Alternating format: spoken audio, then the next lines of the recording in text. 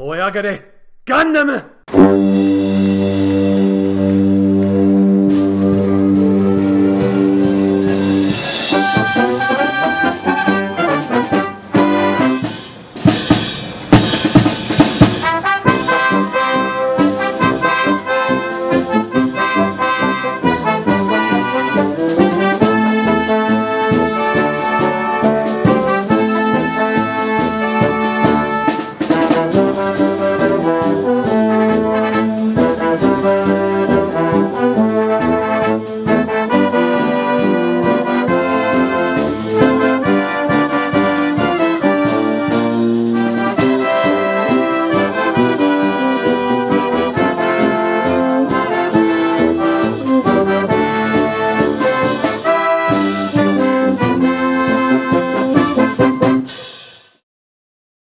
Hello and welcome to Weekly Suit Gundam, the special bonus podcast brought to you by the folks at Japanimation Station. I am Sean Chapman.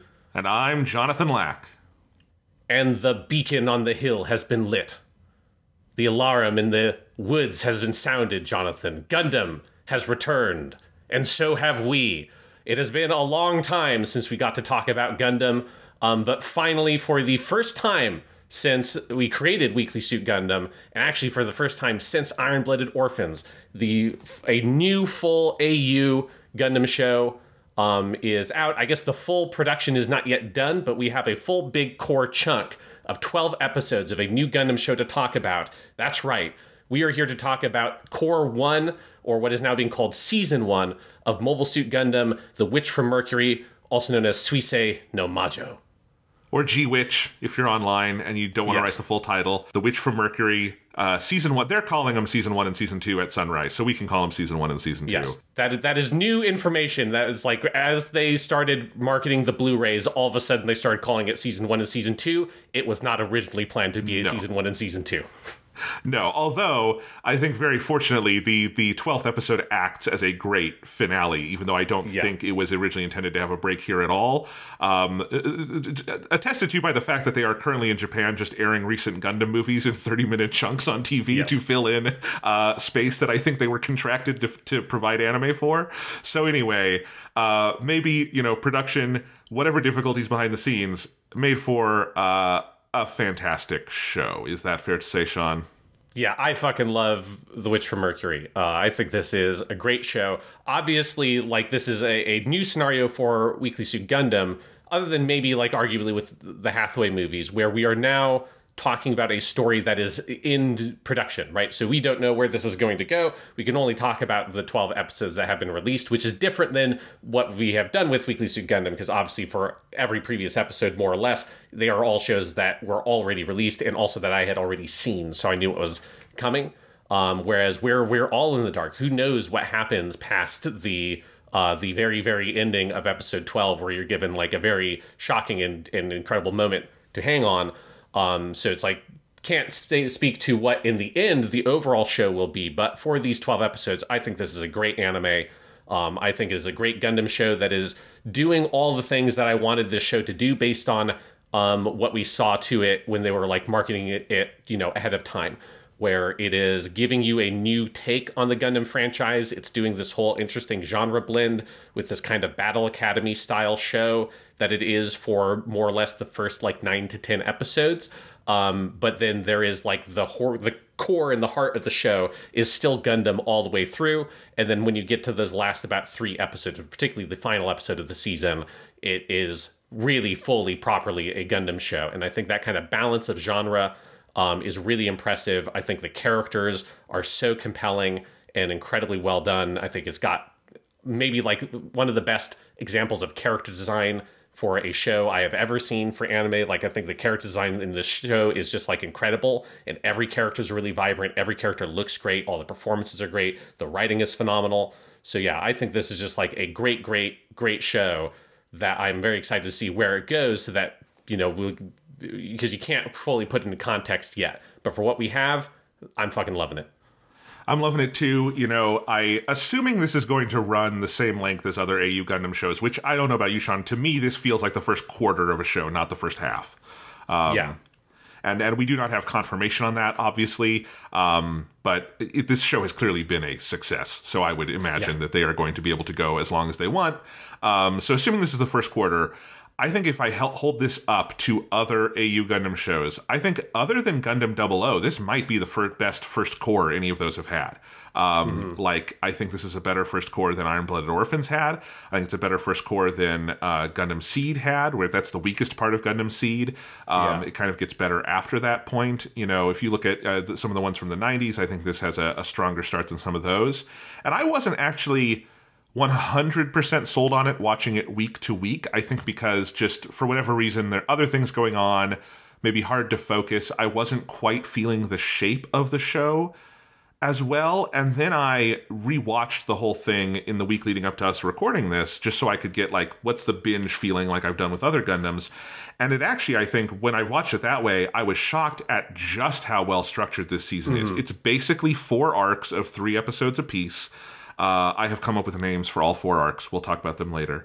And I think the internal structure of it, of how each of those 3 episodes kind of introduces a topic or a theme or a plot point and kind of brings to some kind of resolution to kick off into the next arc, is really interesting, and how each of them play with different genre ideas and character ideas, leading up to this really shocking and impactful finale where the show fully becomes a Gundam show in ways you expect and in ways you maybe don't expect. And I think it's really interesting on that level. And then everything you said, Sean, I would say this is one of the best animated Gundam shows, bar none. This this looks amazing. I think the character animation in particular is just tremendous. When you get to the final episodes and they're in space, it's maybe the best zero-G animation Gundam has ever had. You know, the battles are very good, even though I would not call this an action-heavy Gundam yet, especially because the action through all the school stuff is low stakes in the sense that no one's going to die in those scenes. But when it's there, it is very well done. The music is 100% inherits the legacy of Gundam shows have the best music on TV when they're airing. Because this aired in a really good core. The winter fall season of anime 2022 was really good. This had the best music. This was tremendous. And yeah, it's just a very, very good show so far. Off to a great start. Feels like it has a lot of room to run after this point. And I'm excited to see where it goes, hopefully in the next 3 seasons, because of how they're calling these. I assume this is a Gundam show that is somehow going to have 4 seasons, but whatever. I'm excited to see however they make it. Yeah, and I'm with you that while they haven't said whether or not there's anything past the 24 episodes currently announced, my assumption is that it probably will have a quote-unquote seasons 3 and 4. And especially because G-Witch is massively popular. It is a huge hit, both on streaming for anime, but particularly in Japan. It is a massive success. Like the aerial Gunpla has been sold out consistently, from what I understand, since the show started, including some of the other mobile suits they've done.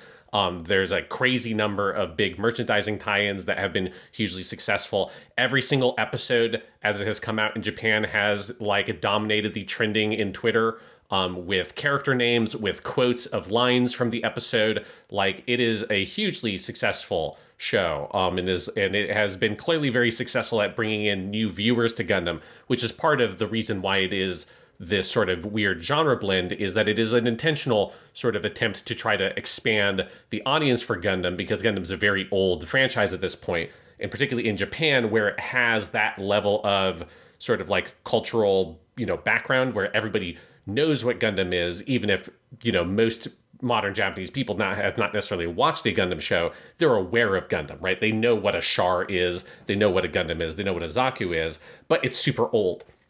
And so this has been, I think, very successful at bringing in a new generation of anime fans, particularly in Japan, into the franchise, which I know from watching all of my VTubers, which if you've listened to the Sean Birthday podcast, you know all about VTubers as well.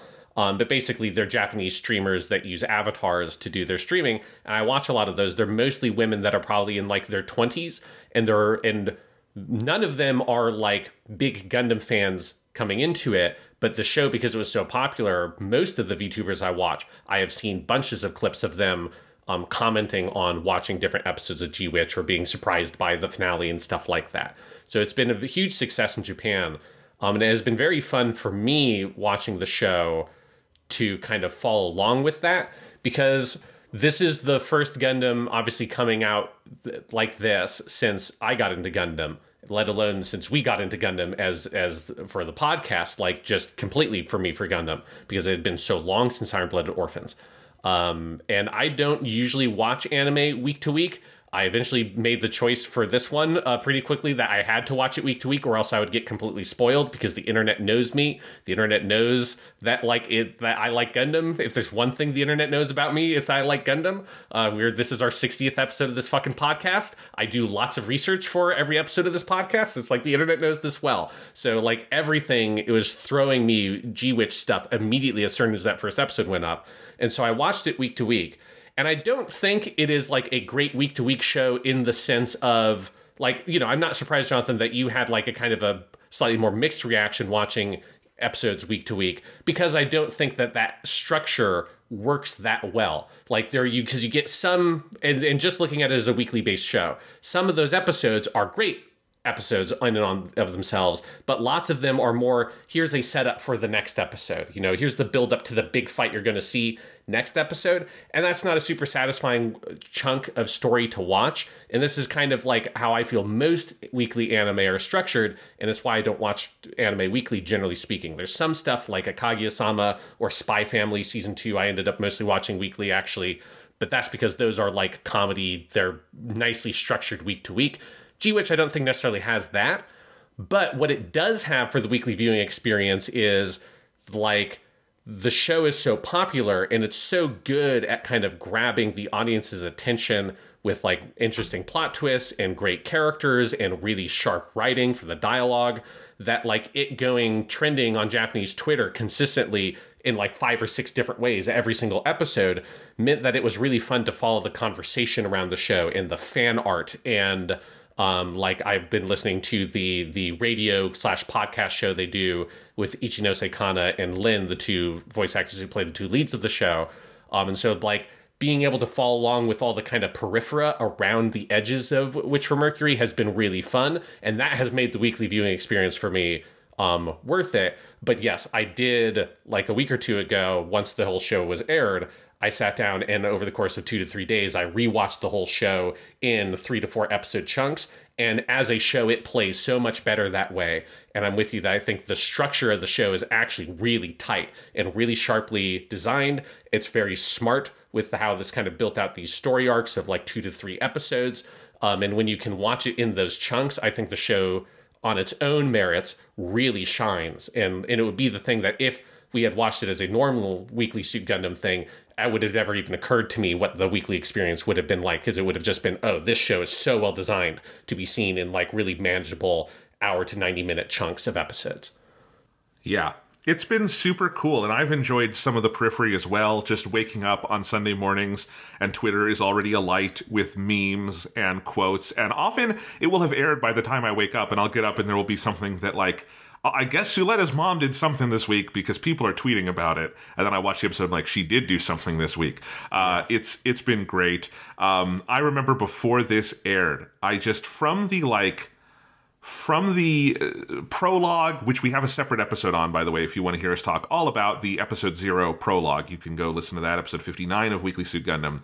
But from that, from some of the advertising, and just that, like, anime in North America has gotten a lot bigger since Iron Blooded Orphans aired, and just a lot more accessible, because I think Iron Blooded Orphans, I don't know if that was even technically a simulcast at that point of like day and date. It might have been, there were still some shows on like a week or 2 delay. I don't know what the case with that one was. But like, you know, it's just a lot more part of the culture. And I remember saying on Twitter, like, I wonder if G-Witch is going to like break through in a way other Gundams maybe haven't in North America. And some people called me, they're like, you're crazy, Gundam doesn't break through like that, it'll get big once it's done, blah blah blah. And I just am here to tell you, you're fucking idiot. This show broke through huge, like clearly, you know, obviously huge in Japan, also very big here and around the world. It clearly had an impact. Like, I saw way more Gundam discussion on my timeline than I generally have, even knowing that, like, again, the internet knows me too. I like Gundam, but there was a lot. Yeah, like in compared to like when Hathaway came out and stuff like that. Like you saw some and you saw, but Yes. you only saw like Gundam people coming to it. I think Yes. the big thing with this is that like it's non-Gundam people also. It's like it is both satisfying existing fans, but people who were not previously fans of Gundam can come to G-Witch and fall in love with the characters and the world. And then, you know, and then it slowly turns the Gundam dial up and they're like, holy shit, what the fuck is this thing? Because also, like, in general, when the Gundam stuff happens at the end of this show and it gets a lot more dark and it gets much more violent, like, what I have seen in terms of the reception is that the people who got into it for the, like, cute girls and that kind of stuff, they, like, they're still into it, right? That didn't like drop them out of the show or something because it's like, oh, you went too far. I think the show is well designed to sort of like get you into that world, used to this style. And then when it pulls the rug out from under you, you're still so invested that you're going to continue on with it, even if it means probably the second season is not going to have as much fun, goofy antics with Sleda and Miorine, and that kind of stuff is probably going to be less prominent in season 2, would be my guess. It would be weird if it wasn't. It'd be weird if there was more goofy antics after this point, I have to say. That might be a little bit of tonal whiplash. But no, I agree with that completely. And I think, you know, just looking over all the AU Gundam shows, this one is, I think, by far the easiest to recommend just to anyone. Mm-hmm. Like, if you are just generally a fan of it, this like crosses so many anime boxes and genres and I think audiences. This is a very easy recommend in a way like Iron Blood Orphans is fantastic, but I have to tell you, that's a heavy show, and like you have to know this, and this going into it, right? If you've never watched Gundam. Gundam 00 is the best AU Gundam show, but it like even then, I think that one's like fairly accessible, but it does have a little more of like Gundam iconography it's playing with that I think you'd want to know.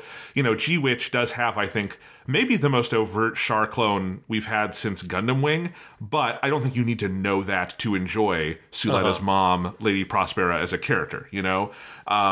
So this is just like a super, super accessible show as someone's first Gundam. Yeah, and it's been very fun following it along in that way. Before we get into the show proper, one thing I want to share, my favorite fan artist, I'm going to also post for you, Jonathan, in the chat here, the link to this so you can see it. Unfortunately, this is all only in Japanese, but like the art is so cute and good that I think even if you don't know Japanese, you can enjoy these. My favorite Twitter person, like our manga artist who has done a whole daily series where every single day he posts up a new image of this, is Yamada Dojin, YAMADA _ Dojin, DOUGIJIN. Also, Yamada Ichizoku is actually what his name is in Japanese in terms of his profile. He has done this whole series of fan, like, kind of 2-panel comics where he has taken Sleda, turned her into a cartoon tanuki, which is part of the joke around Sleda as the main character is that she's very tanuki-esque.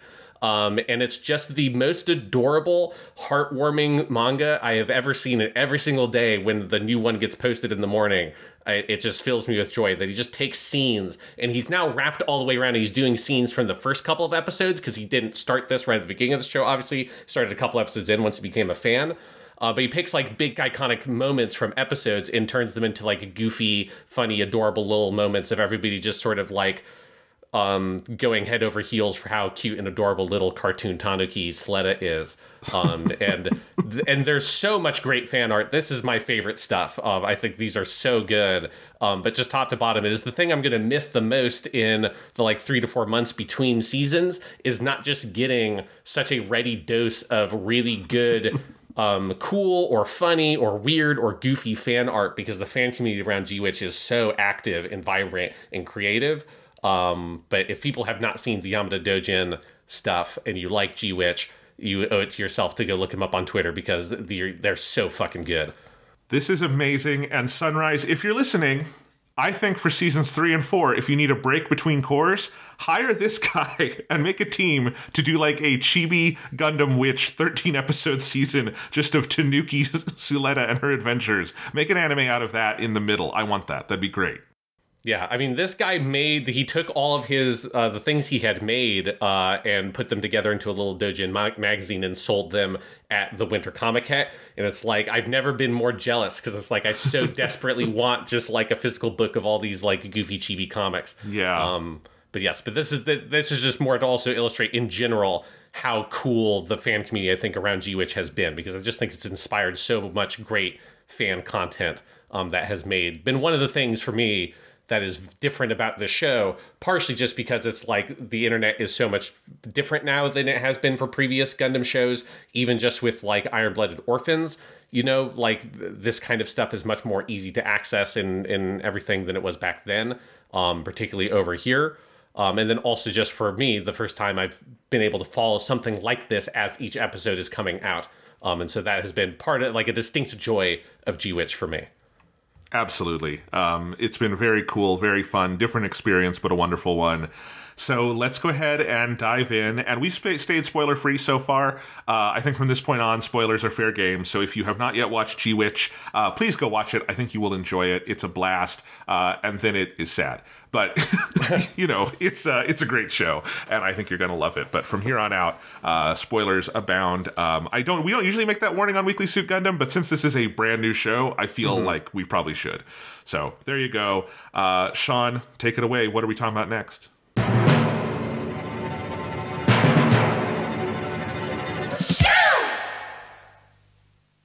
Yeah, so I'm just going to do a quick recap of some of the production stuff behind the show, partially because there's some stuff we know now that we didn't in the prologue episode, and also in case people don't remember or didn't listen to our episode covering the prologue, let's go over a little bit of the behind-the-scenes stuff. So the two main creative figures to look at in terms of this show are the director, Hiroshi Kobayashi, who his best-known stuff is probably he was the director for the show Kiznaiver, which is a Studio Trigger show. And then he also did the show Dragon Pilots, Hisako in Minotan, I think is the name of that show, or Misotan, which I have not watched that one. I've watched Kiznaiver, and I like that.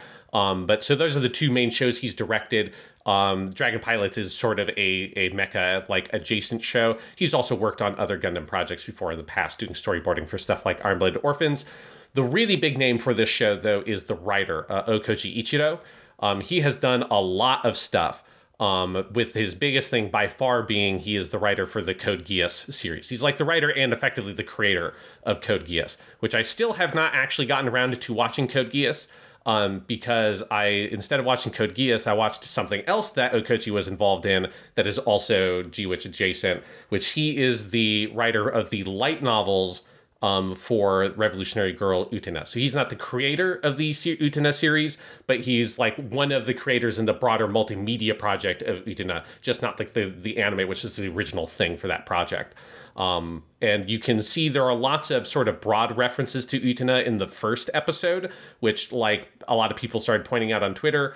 And I had not seen Utena at that point, and I did watch it. Utena is fucking amazing if people are curious. It is, if you want to watch a really good anime, Utena is probably one of the best anime I've ever seen.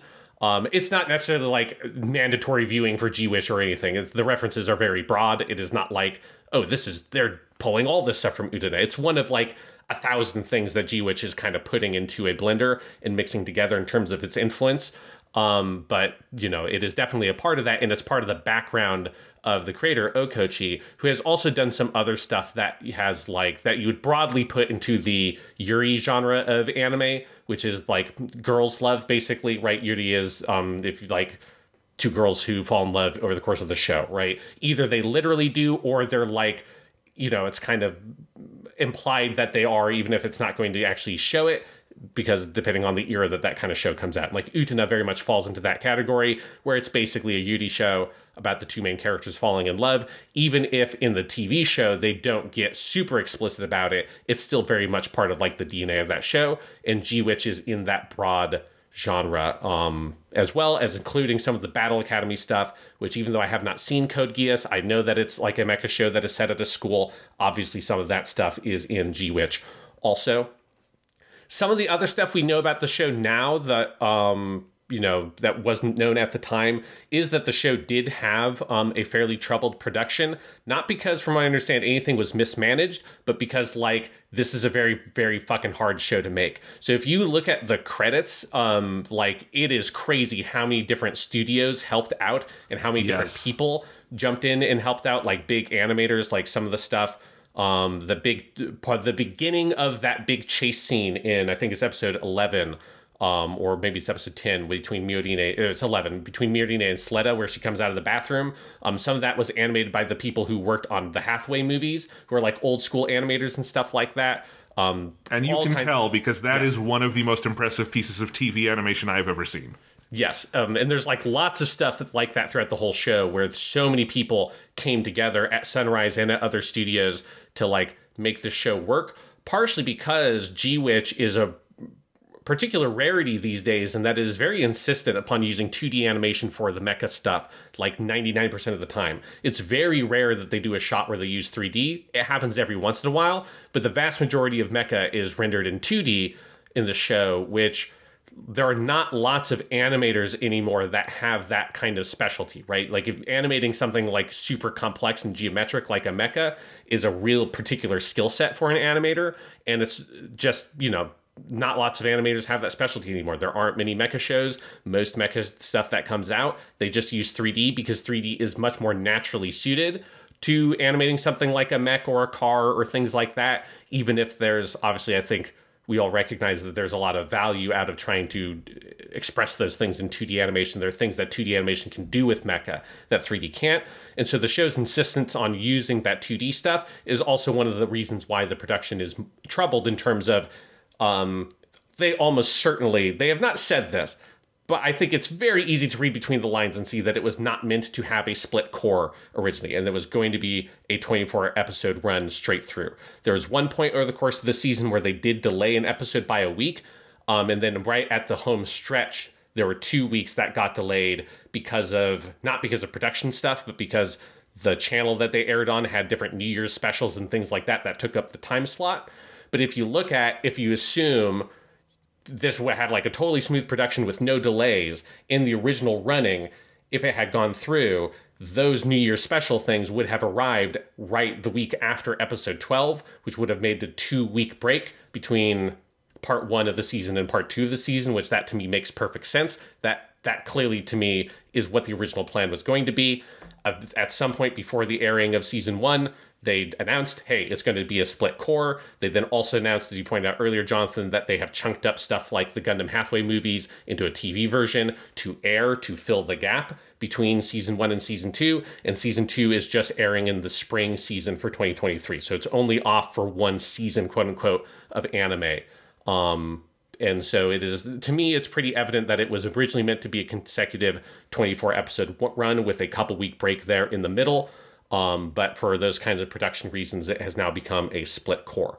Now, all that being said, I think the experience of watching the show, none of that is evident. Like, it is not a show that looks troubled in any way, shape, or form. It is one of the best looking TV Gundam shows. It's one of the best looking shows from that season in anime.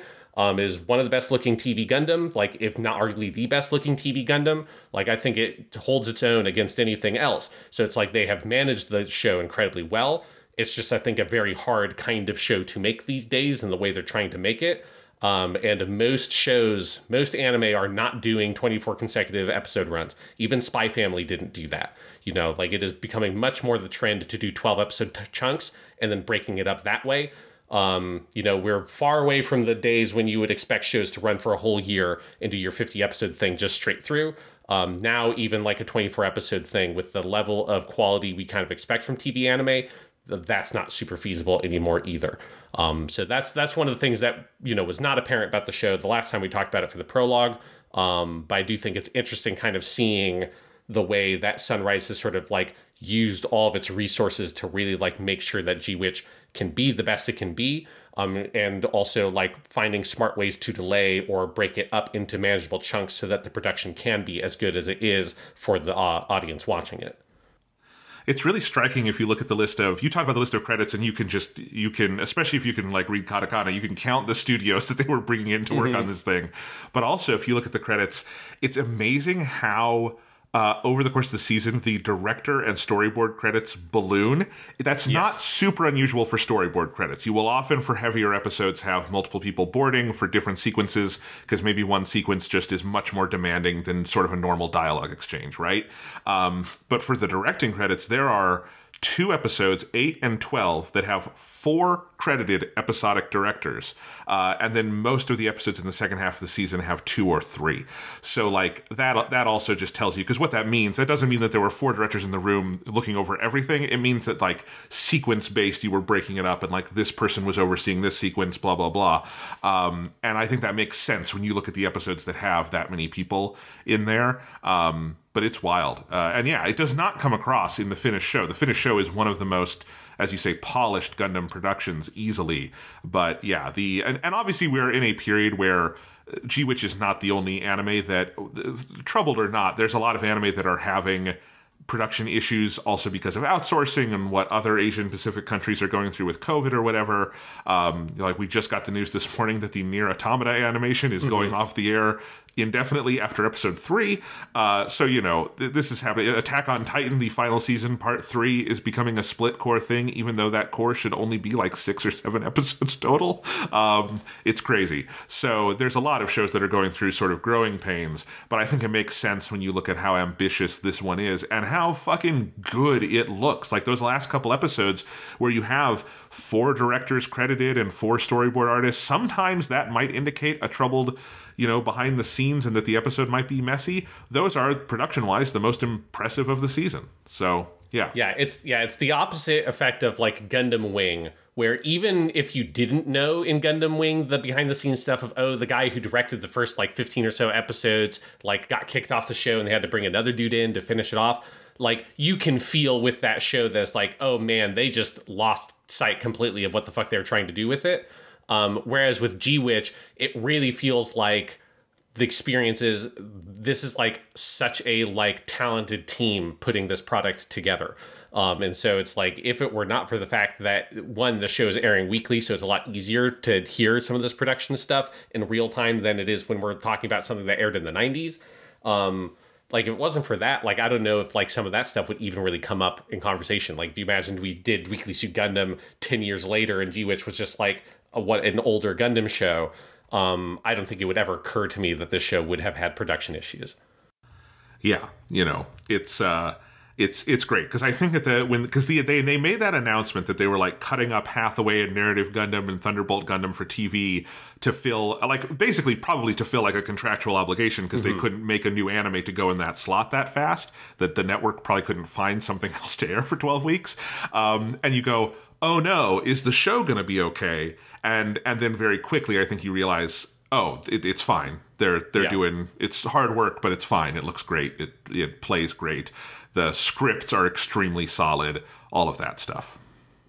Yeah, absolutely. So that's our behind the scenes production stuff. Where do you want to start with the show proper, Jonathan? Well, just talking about that structure, as I said, it occurred to me, because when I was watching it week to week, there were a couple of things where I felt like, is the show maybe having some little, like, plot cul-de-sacs, or there are more plot turns than I kind of like? For instance, so the first 3 episodes, you have a duel with Guel Jeturk in episode 1, and you have another duel with Guel Jeturk in episode 3. You know, you have sort of that middle arc where they're kind of getting to know the Earth House, and then you go immediately back to, is this a Gundam? And now we find out it is a Gundam, and then they're forming Gundam, but then after they form Gundam, Shaddiq wants to come fight. But then I kind of, as I said, I watched it, and you did the same thing, kind of all in one binge, and it became very clear how internally structured this thing is into, and I think it's very intentional when you look at these 3-episode chunks. So you have your first 3 episodes, what I've dubbed the Guel is a loser arc, where you have Guel Jeturk get absolutely bodied twice in a row, but in the middle you have this whole debate where Miorine comes in and sort of commits to Suletta the way Suletta has committed to her, and I actually think it's a very well-balanced arc to kind of have these 2 fights, one of which is a spur of the moment thing, and one of which is a result of a commitment between these 2 characters. You then have episodes 4 to 6, Elan's Happy Birthday arc, where you have this is sort of focused on 2 things: the relationship between Suletta and Miorine and Earth House, which they wind up joining, and we meet all of those characters, and then Suletta with Elan Karis, the character who tragically gets vaporized in episode 6. Well, we actually don't know this person's actual name who gets vaporized, but Ella and Karis's like clone person. Then you have episodes 7 to 9 where they form Gundarm. They're kind of making these long-term goals. You have Shadiq as kind of steps into the spotlight as an antagonist, an inevitable antagonist, because that dude is clearly a piece of shit from the beginning. Yeah. He's just a pretty boy. And so you have that. And then finally you have the Suleta's insecurity/murder arc, where we go into space and we get a ship, and basically we get all the pieces of Gundam iconography in one place, where they're flying in space, they have a ship, we're in 0G, we have the scene where two people who are in love crash in 0G together, and their bodies spin a little bit, and then they hug. You have that, and then you have the moment of murder at the end of the season. And I think just looking at that and how those 3-episode chunks are structured to kind of each tell and focus in on a certain facet of the story, of the themes, of different genre types, like episodes 4 to 6 are by far the most kind of everyday life at school stories, but they are also where we get the first real hint outside of the prologue that, right, this is a fucking Gundam show, because what happens to Elan is so fucking tragic, but nobody else knows it happens. And so I think that play with genre is very fun. 7 to 9, you get another kind of wrinkle in the mix of kind of what genre ideas we're playing with. You get more of a focus on Miorine there, whereas 4 to 6 were more Suleta focused. It just is a very well-structured season in a way that I wasn't fully aware of while it was airing. Yeah, and for me, looking at it, like, I more or less break it down the same way you do. For me, I thought of it more as, like, you have 2 episodes, like, basically a part 1, part 2 episodes, and then there's, like, a break episode between them, right? Because you have episode 1, which is totally standalone, then episode 2, which sets up the fight in episode 3, episode 4 is standalone, episode 5 sets up the fight that's in episode 6, episode 7 standalone, episode 8 sets up the fight in episode 9, 10 is standalone, 11 sets up the fight that's in episode 12, which is the same basic structure, but it's like how that 3 parts breaks down very consistently. And the other thing it does is that in episode 1, it sets up your 3 boys. It sets up Guel, it sets up Ellen, and it sets up Shadiq. And then the rest of most of the season is then walking through each of them. You deal with Guel, then you deal with Ellen, then you deal with Shadiq, and now now Gundam is here, right? Then the rest of the school like stuff kind of totally breaks down at that point. And I think there are so many things like that where the sort of top level structure of the show is really sharp and really well thought through and considered, even if it does mean, I think, watching it 1 episode at a time, week to week, makes that a little bit hard to see that structure, especially, because you're doing other stuff for the rest of that week. You're not just sitting there thinking about that 1 episode of G-Witch you watched. Right. So it's like easy to kind of lose sight of what that structure is doing. But when you're able to break it down and watch it in chunks like that, I think, like the elegance of the plotting really comes through. And this show like moves through a lot of plot stuff. Like I saw people criticizing it while it was airing, feeling like it was moving too slow. But it's like when you look at the show, like, and you're able to watch it in those chunks, it's like, no, like it moves through so much stuff because the school part of the show is basically done by episode 6. Because once you move to Shall We Gundam, the greatest title for any episode of a Gundam show of all time, episode 7, that's where I am so mad that that is not the title of our podcast. I am so fucking angry that this had not aired yet and we couldn't just have taken that and Weekly Suit Gundam. I like the title Weekly Suit Gundam. If this show was called Shall We Gundam and every show started with you, Sean, leaning into the microphone and going, Shall We Gundam? And then we went into the theme song, that would be fucking amazing. It would be amazing, and it's such a good title. It's a great episode, and that's the episode that sets up the Gundam Company, Yes. And that's like, at that point, you're very well out of this is the fun school show, It like the style of the plots becomes totally different. And so like I think this show actually moves really quickly through like a lot of really interesting ideas, and then it spends 2 to 3 episodes on that idea, and then it moves on to the next thing.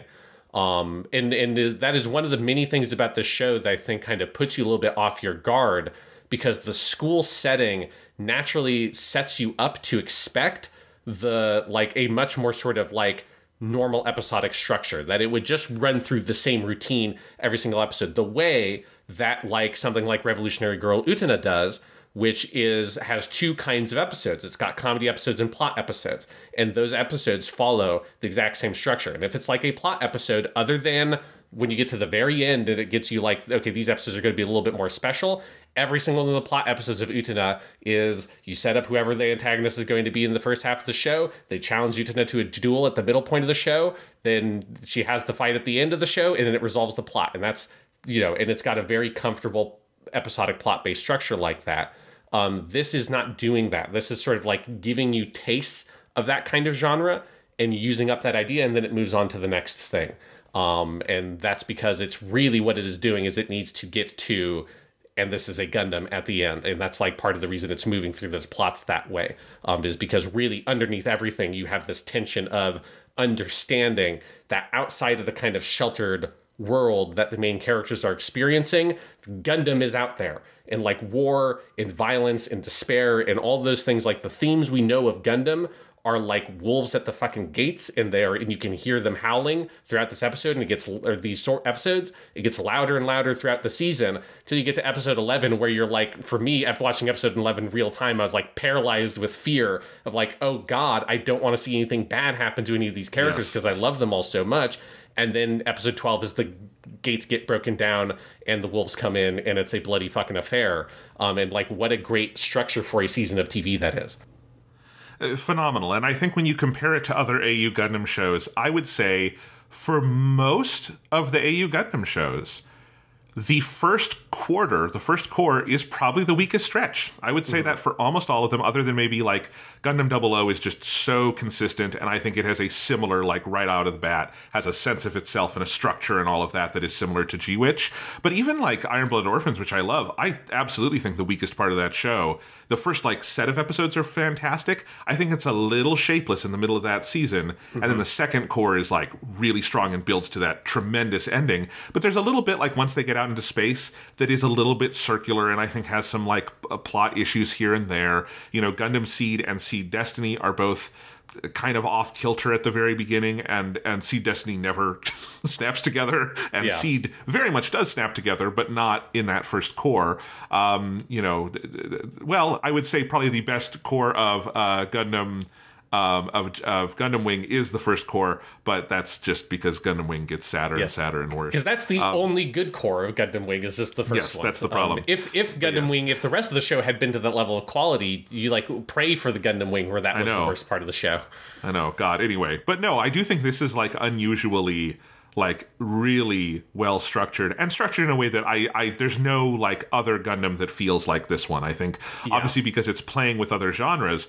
I think before we got to like episode 10, before we're taken off into space and they have their own ship and stuff, I would have said this is like the most different Gundam since G Gundam. Like this is by far like, and obviously Gundam Build Fighters and Build Divers are on their own thing, but honestly even Gundam Build Divers Re-Rise has more sort of your Gundam basics in it than G-Witch does, until G-Witch brings it all in. And it's exactly what you're saying, Sean. If it's the wolves waiting at the door, it's that growing realization as you're watching the season that at this school, at the academy, they are sheltered from these things, but those things are 100% out there. And these characters have been, in some sense, built to be sheltered from these things. And I think the realization that, like, for instance, something is up with Suletta beyond her being a fun, Tanuki-esque girl. And Lady Prospera, she's not just wearing that mask for fun. There's all sorts of things going on that I think, especially on a second viewing, when you're realizing what's going on, it's really interesting.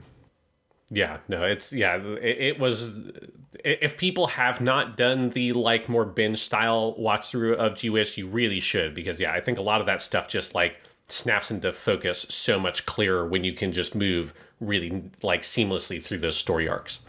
Yeah.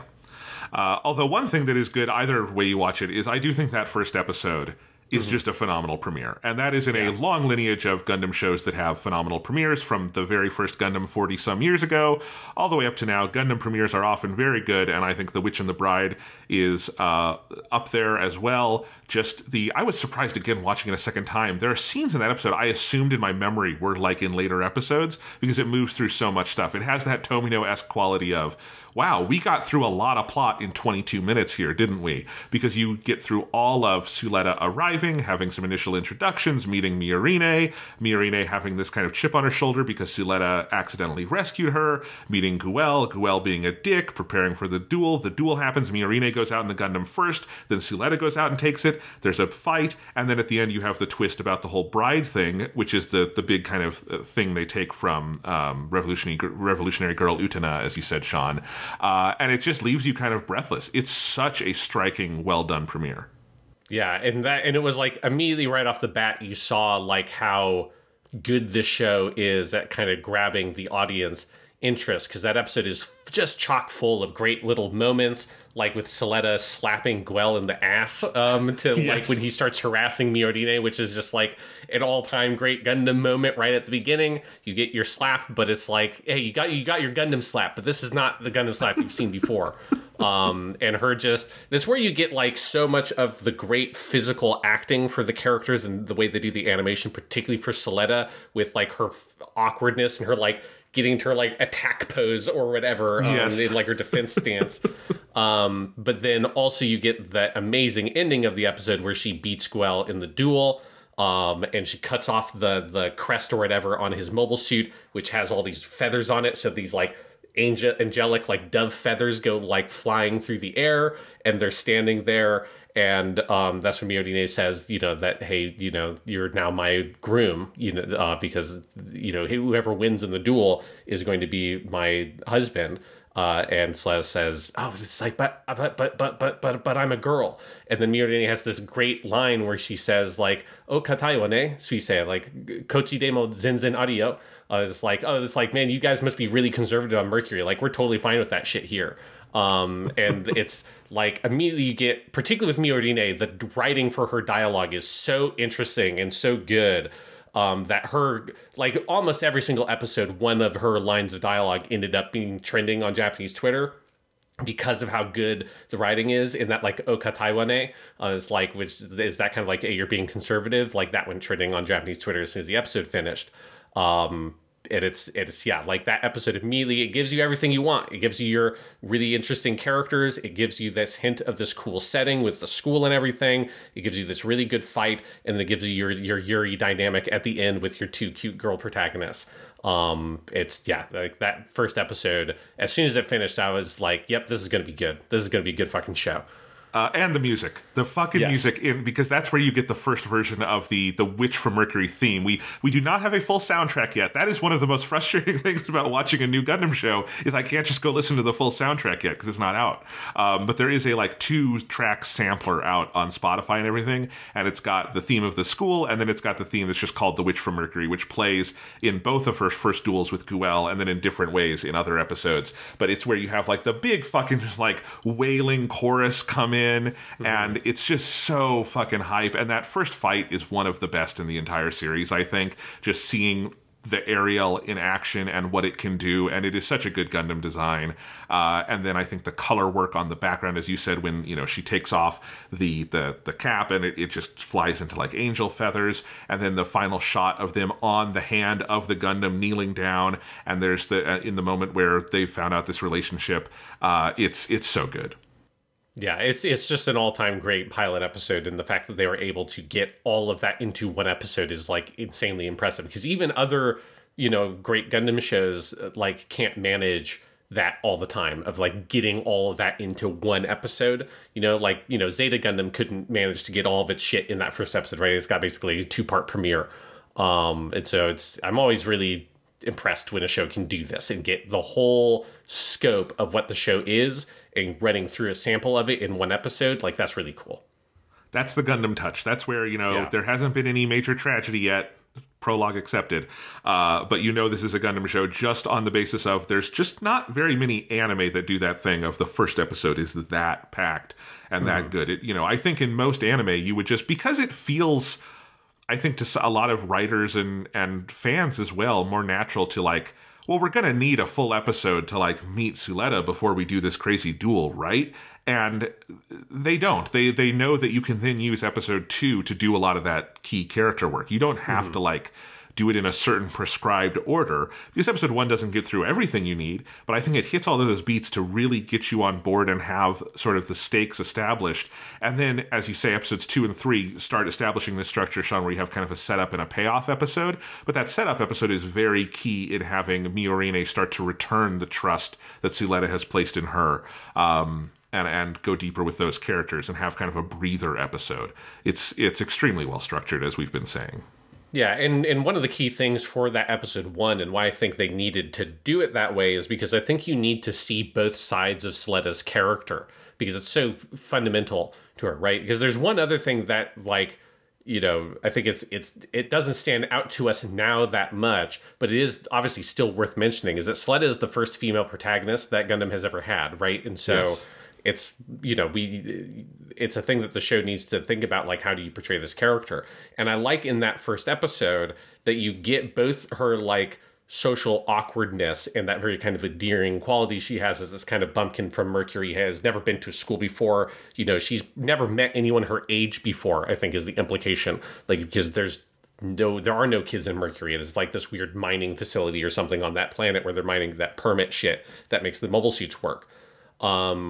So she's got that quality to her, this awkward bumpkin. But then when she gets into Ariel, she's like shockingly confident, right? And this is also where you get her kind of catchphrase, the Nigaba Hitotsu Susumeba Futatsu. If you retreat, you get 1. If you advance, you get 2.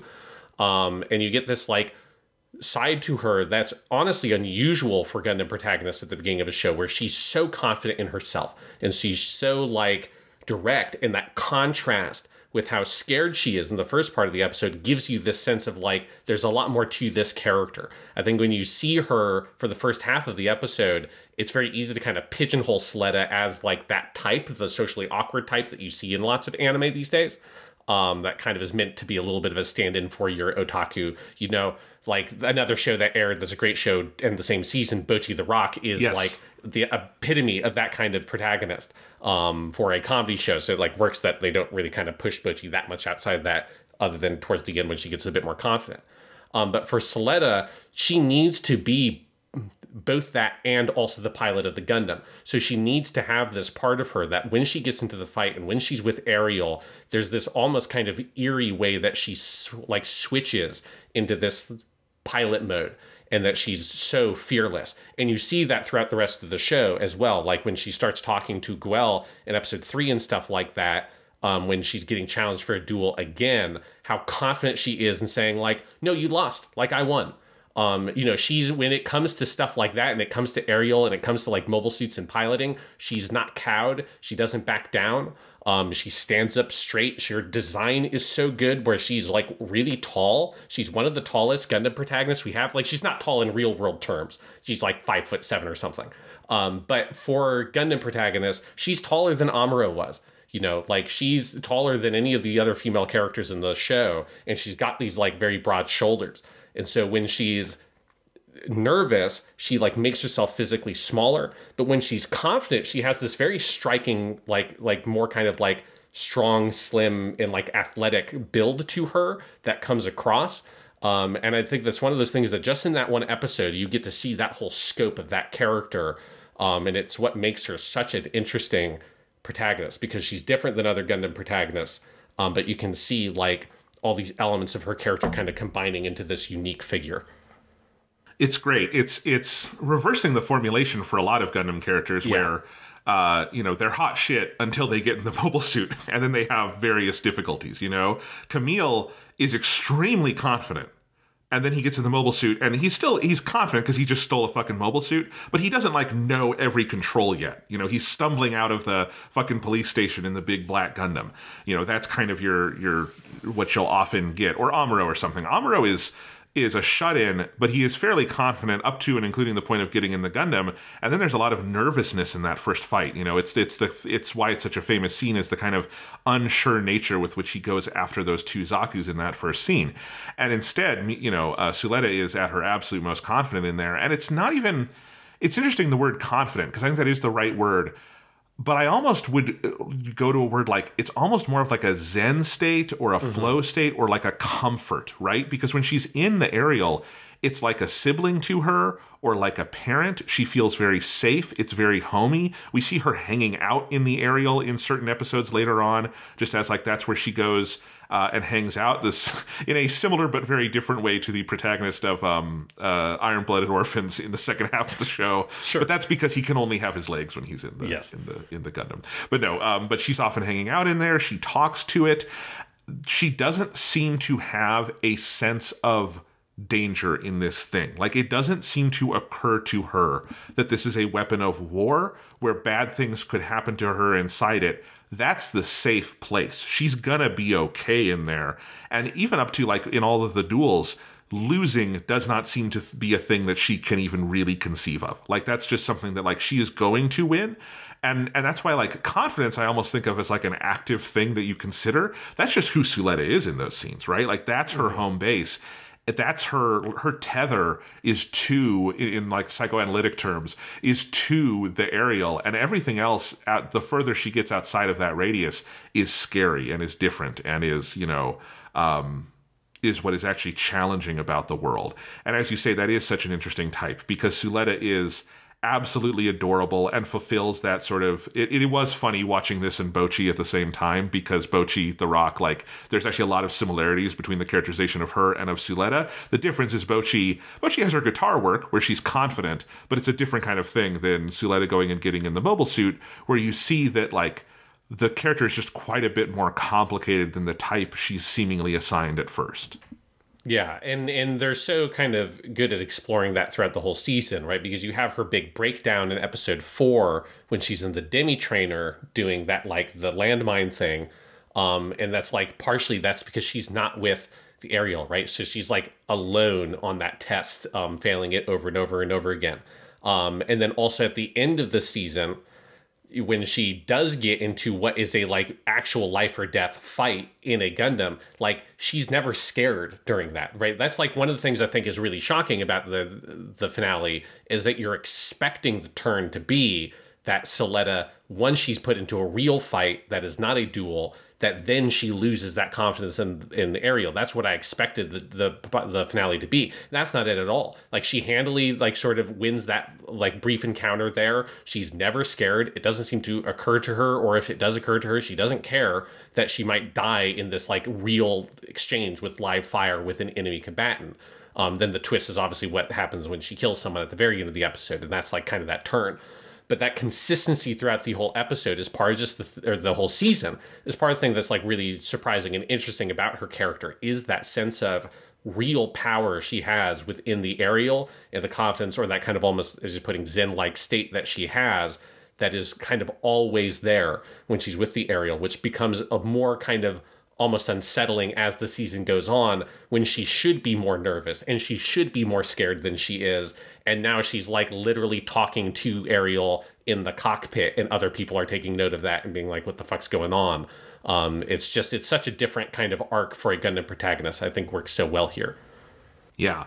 And, you know, you said earlier that we maybe start to take it for granted. And I think I actually noticed it even more on the second viewing.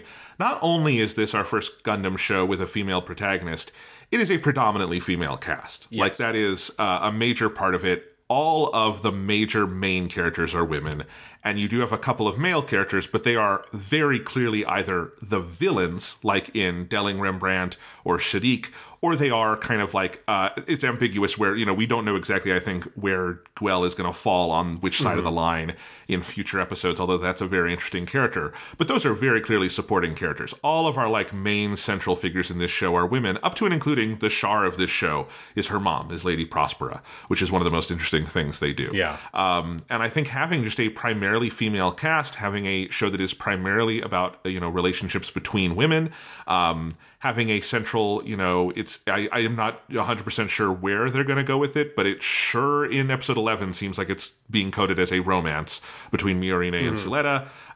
You know, all of that I think is like, this is not a case where they just took an existing sort of Gundam template and put a woman in instead of or a girl in instead of a boy. We have a Gundam girl instead of a Gundam boy. They really thought through the whole show around how do you tell a Gundam story with not just a girl, but women at the center of it. And I think that's one of the coolest things about this show. And one of the things that I think has really probably helped it to explode in all sorts of fandom circles that it might not, other Gundam shows might not have.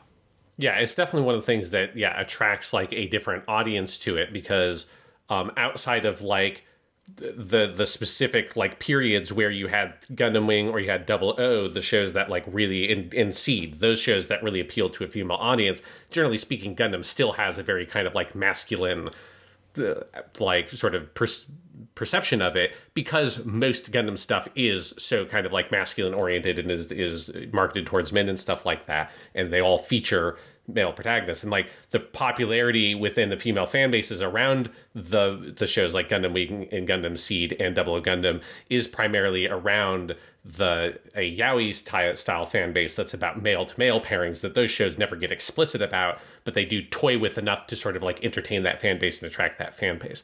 Whereas here, it's taking a very different tack in how to attract this bigger fan base that reaches different kinds of demographics, whether in like sort of different otaku spheres with some of the genres it's tackling, or just in terms of like women by featuring female main characters. And as I say, it's not just Suletta, it's the whole main cast, and it's what the core fundamental relationships of the show are primarily focused on. Like the main two relationships in the show are Miordine Suletta and Suletta and her mother, Lady Prospera. And it's like, it's so much about the dynamics of those relationships. And like most of the juiciest moments in the series are about when those three characters all intersect together. Anytime that Miordine is in a scene with Lady Prospera, it's like a lightning scene, because you're having the kind of core relationships in the show coalescing in one moment. There's only a couple times it happens over the course of the season, but it shows you where the focus is, and the kind of thematic heart of the character dynamics is all rested in those three characters. Yeah, and Gundam has had countless great, female characters over the years, from the very first show on to today, and I think Yoshiyuki Tomino's shows are this interesting evolution where, particularly starting with Zeta Gundam, I think the supporting cast becomes predominantly female, up to, like, I think Turn A. Turn A really should be considered a show with two protagonists, because you really do have the one in the mobile suit, and then you have Diana and Soriel and all of that.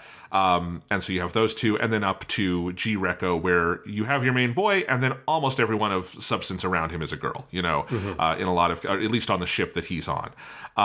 But I think you watch G-Witch and you realize that there is just something very materially different when your point of view, when your mediating force for all those relationships is also a girl, right? And it just does create a different kind of show where, like, something like, Turn A Gundam has probably as many important female characters, but it is still, and if that show, maybe that's a bad show to use because gender is such a complicated thing in that show. But, maybe G Recco is a better one. You do still have your sort of normal teen boy in the middle of it as sort of your mediating force. And that is not the case with G-Witch, and it's something that's cool about it. And Suletta is just instantly, from episode one of the coolest, best, most interesting, funniest protagonists this show has ever had. And, Gundam has never lacked for great protagonists. There's only a couple of shows where the protagonist is a lesser part of it. Build Divers and Gundam Wing, basically, right?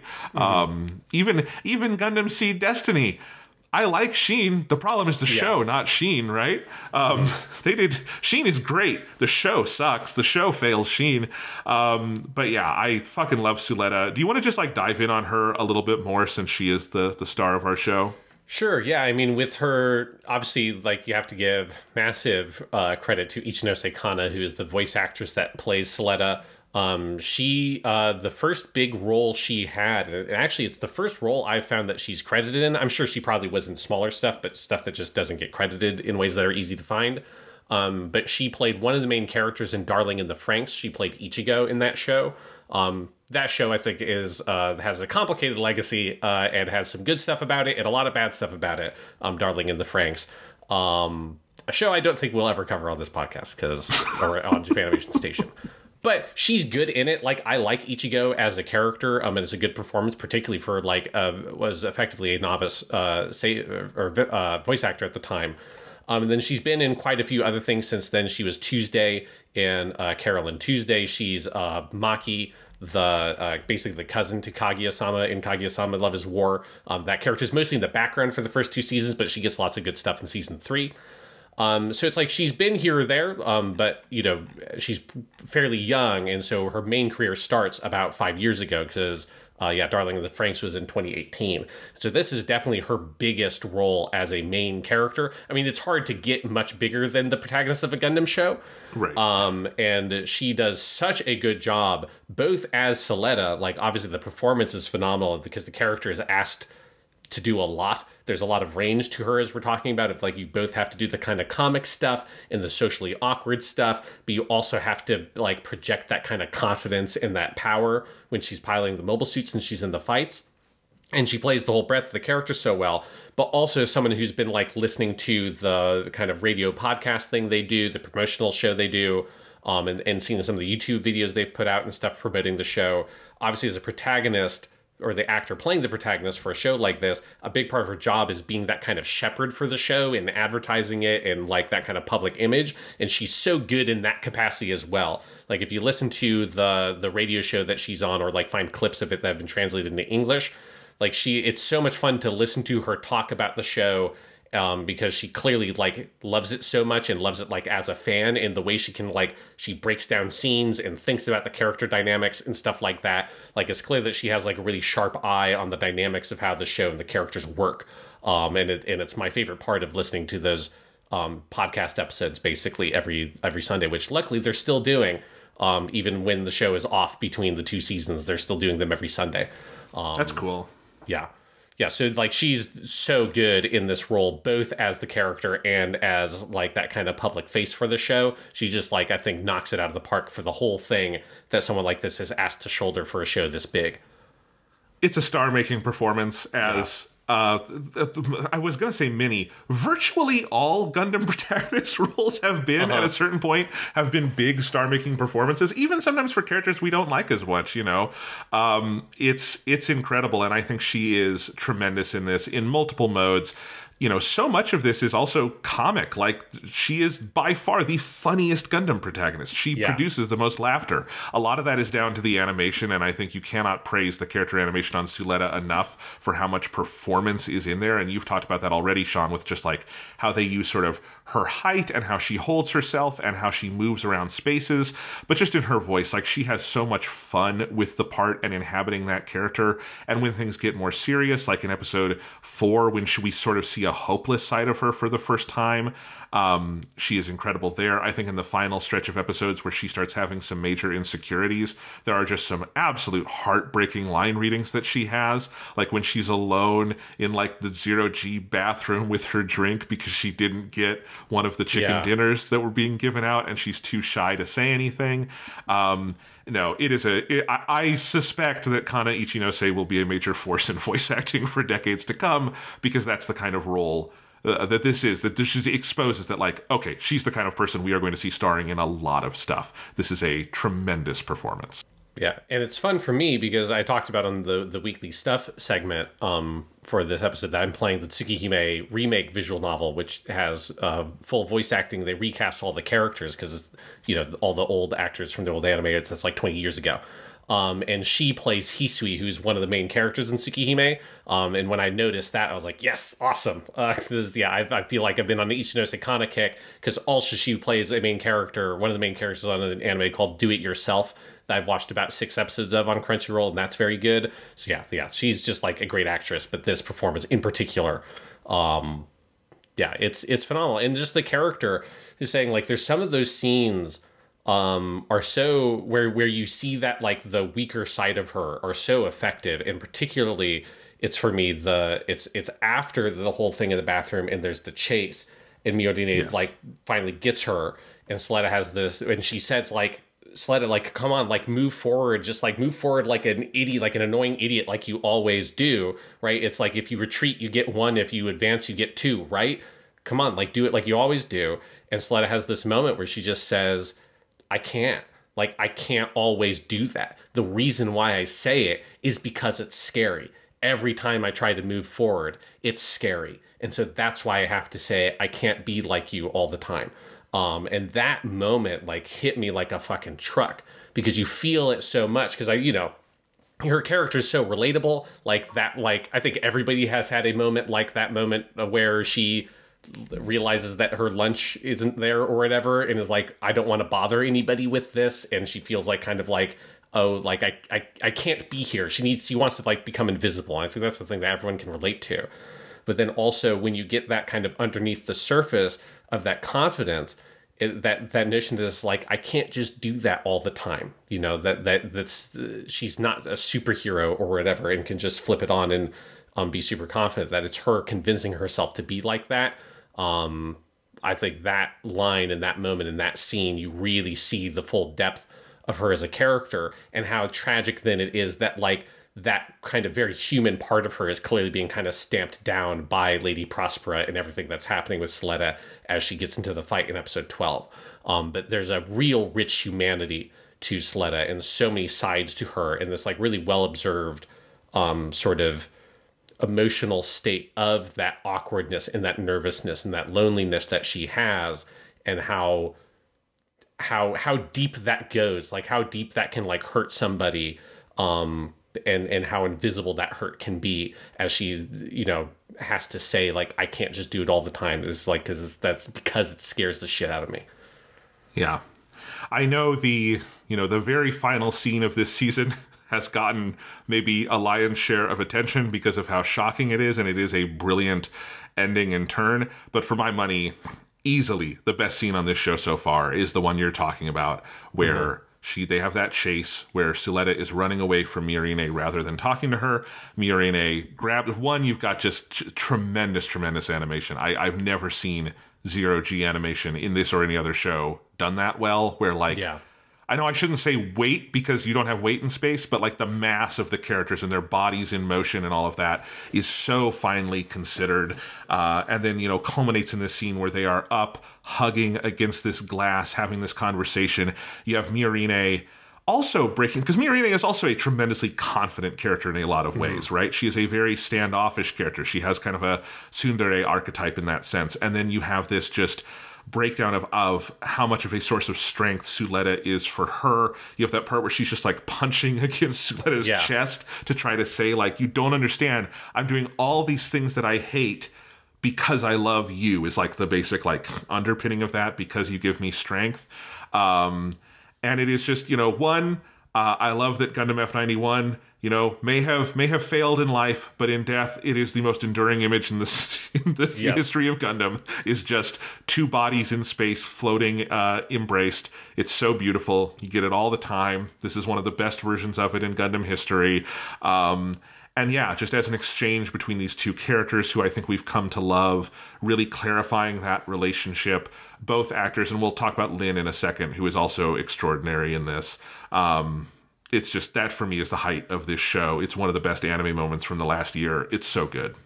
Yeah, it's amazing. And yeah, and it's everything around that moment and building up to it, because I also love Mr. Cool and Mr. Hot, the keychains that Suletta buys from Miorine, also, which apparently they actually have like merchandised those in Japan, which tells you like how smart the people making this show are, either because they knew that would become a funny meme because the audience memed that shit as soon as it happened in episode 10.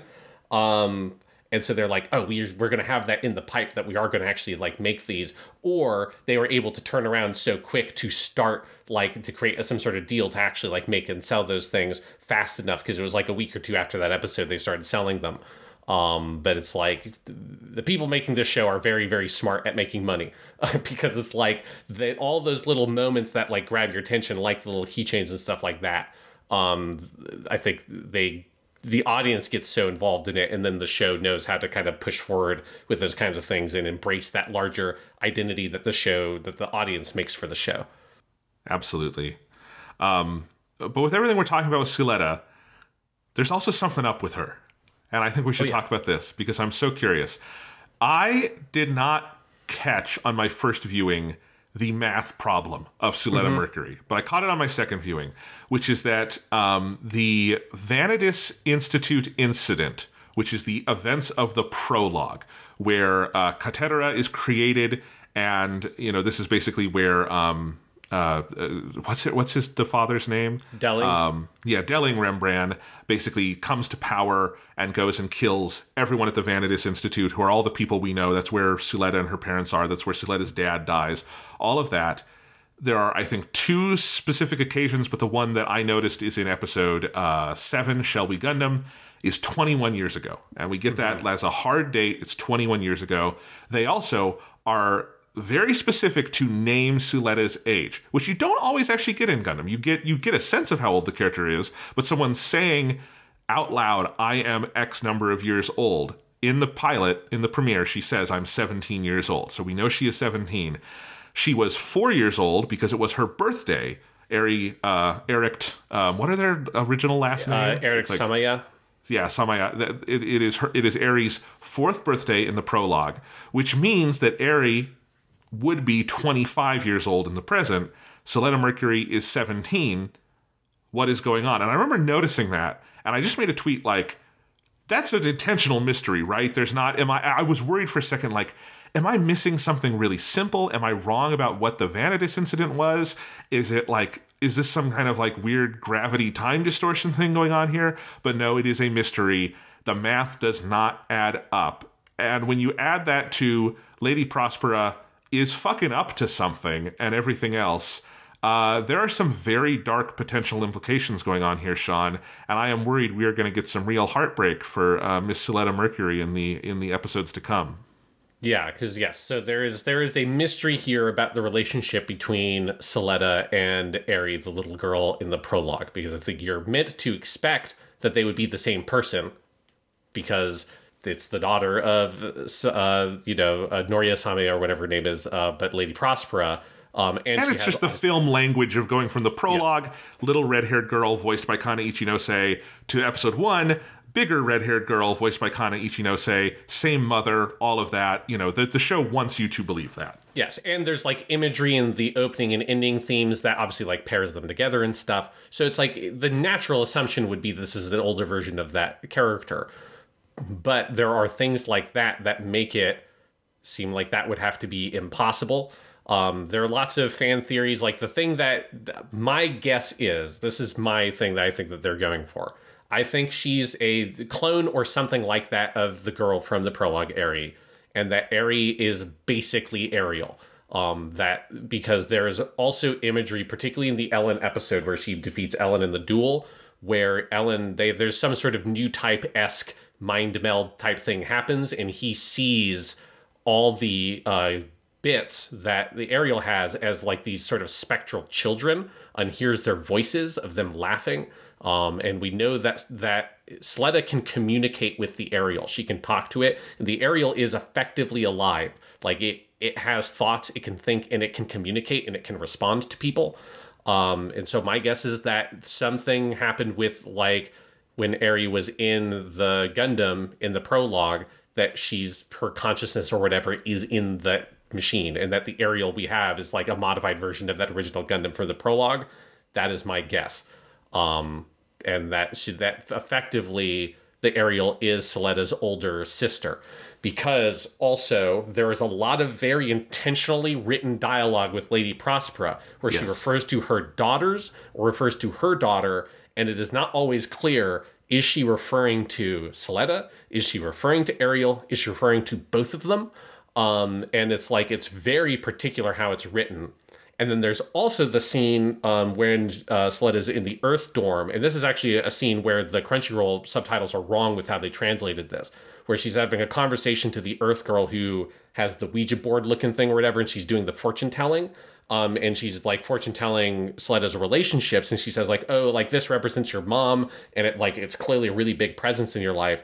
Your dad doesn't seem to be here, and Suletta says like, I don't remember my dad. There's a lot of stuff like that where it feels like Suletta would be able to vaguely remember her father. She would be able to vaguely remember the weird girl, the like professor lady, who clearly like Eri and her were really close in the prologue, but Suletta doesn't recognize her when she sees the video of her.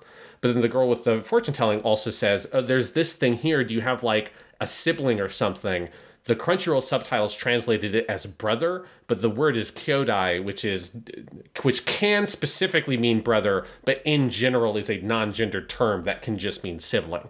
And so the clear and Sled is like, I don't know what that means. Like, I don't know what that's referring to. And to me, like, the implication is, like, I think it's clearly Ariel. Whether or not that also means it is the spirit of her older sister / like original, if she's a clone, Eri, that's not necessarily confirms that directly, but clearly, like, the Ariel is effectively a sibling to Sleda. They have been raised as siblings. They are both daughters of Lady Prospera. This is also reinforced by, if you have read the sort of little, like, prequel novel. Like, it's not really a novel. It's like it's like a chapter, basically. But they released this official thing that is called Cradle Planet, and it's translated into English as well. And it just tells, like, this little kind of snapshot of a story of Suletta before she goes and kind of building up to her going to the academy. But it's all narrated from Ariel's point of view, and Ariel calls Lady Prospera mom. So all of that stuff, to me, builds up this idea that I think that Ariel is Eri from the prologue, whose soul is tied to this machine in some way. This is yes. Why everyone's afraid of the Gundams. This is why they're called witches. Like, this is the fear. It's not just that it will take the life of the pilots, but that, like, you will ascend your human form and you will become some sort of conscious being, as all anime eventually leads to. You become some sort of, like, weird conscious transhumanist entity, and that she's tied to this machine. Yes. So let's put a pin in that for a second and make sure we come back to those transhumanist themes and what's going on with the Gundams, because there's so much interesting stuff going on there, right? But going back to your theory, which I think is the popular fan theory here, and I definitely believe it, because there's so many little pieces in the show that on first blush are just playful. Like, if you have Lady Prospera saying, "Oh, hello, my sweet daughters," talking about Ariel and Suletta, that doesn't have to mean anything sinister. That can sound just like a playful, I made you because you are my literal flesh and blood daughter, and I made you because I built this mobile suit, you're my daughters, haha, right? That can be a playful thing. The fact that Eri is the first syllable of Ariel is not a coincidence, but can also be a fun little nod if you don't have these other pieces in there. And when you start doing the math and thinking about it and seeing all these other pieces you're seeing, Sean, that's when it starts to come together that, oh no, these are not just playful little things. This is part of a larger plot. And this is where you have to bring in Lady Prospera, because one, we got our first female Char clone, right? I don't think we've had another. Exactly. Am I wrong on that? I don't think so. I think the closest you get is, like, Lady Kawaguchi from Build Fighters Try is maybe, like, the closest we get to a female Char clone. But that's in the context of there's already been Meijin Kawaguchi, who is a normal Char clone. Yeah. And I think what is so fascinating about Lady Prospera is that she is at once one of the straightest versions of the Char archetype, in that it is someone who was seriously wronged by the lead villain of the series, has donned an alternate identity and a flamboyant mask, and is now engaged in a very elaborate years-long revenge plot. That is Char to a T. Most Char clones actually don't have those pieces. They mostly are just the mask and a general attitude, but not actually recreating the story. You know, Gundam Wing is the most direct because they just do all of the Char story. But you do get all of that with Lady Prospera. The twist on it is that this is a woman and this is a mother. And then you have to ask yourself, what if Char Aznable had ever had children? And you are horrified to realize, yeah, it would probably look like this, and I would be very scared for those children. Because Char Aznable, the Char type, is fairly narcissistic and doesn't necessarily just love people unconditionally, but uses them. And as nice as Lady Prospera seems on the surface in some scenes, I think Suletta is going to learn some horrible things about her mother. Yeah, I mean, it feels like Lady Prospera cares a lot more about Ariel than she does Suletta. Like, that's the read I get. Like, that's, I think, one of the reasons why some of that dialogue is so, like, sort of vague when she uses the word daughter. I mean, she definitely specifically refers to Suletta as her daughter unambiguously multiple times. But there are also times where it feels like she's using the word daughter more preferably to refer to Ariel than she is Suletta when it's the two of them together. It feels like the word daughter is, like, more associated with Ariel directly in a way that becomes more like heavy as the show goes on.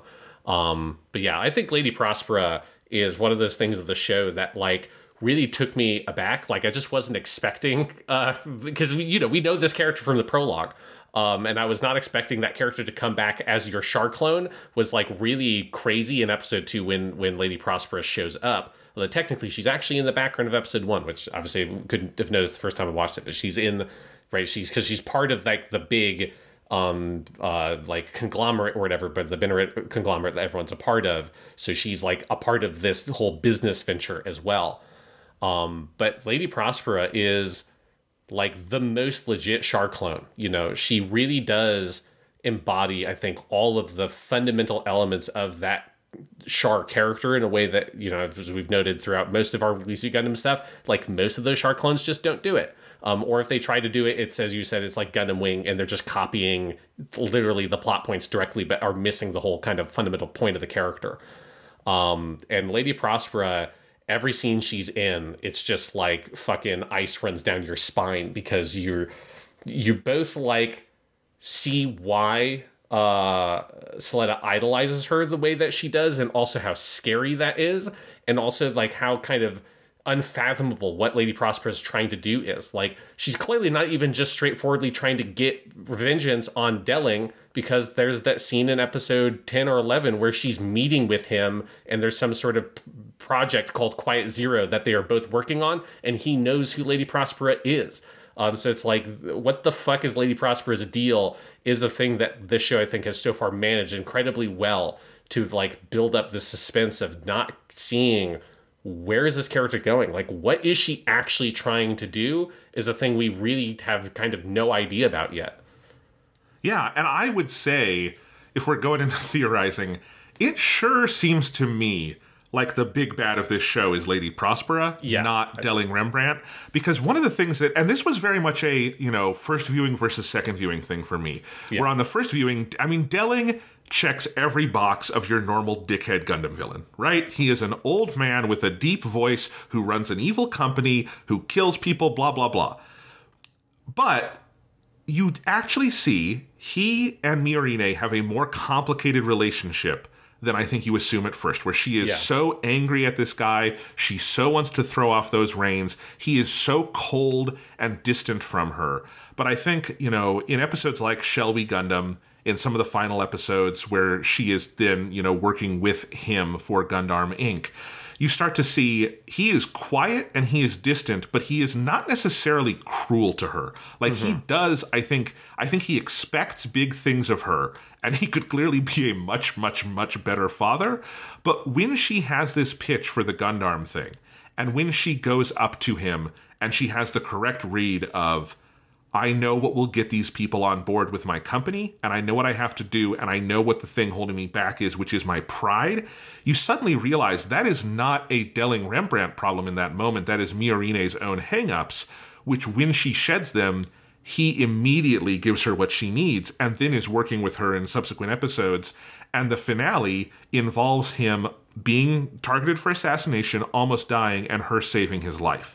And that to me reads as, that is meant to be a much more complicated relationship than it looks like at first blush. I don't necessarily think Delling is a good guy, but I think there's much more there. And because we don't fully know the nature of the Gundams, it is still entirely possible that he has more of a moral high ground on these things than we are aware of. You know what I mean? Yeah. Like, it seems very cold and calculating. I think there's even a version where you could read it as, this guy doesn't actually care about stopping the Gundams. He cares about owning them, because that is clearly the goal of other people in the Benerit group. But his motivations are still fairly unclear because he is quiet and distant. And so you have that. And then over here you have Lady Prospera, who is on the surface much warmer to her daughter. Suletta has a much closer relationship. Is her whole catchphrase of advance, or retreat gain 1, advance gain 2, comes from her mom. She idolizes her mom. Clearly much warmer, but as you go along, her Lady Prospera's motivations become much, much more unclear, and her entire affect seems cold and distant and wrong. I think the big wrench in the works there is during the Shall We Gundam episode, where one, Lady Prospera is just out of the room while Suletta is being grilled on whether or not this thing is a Gundam.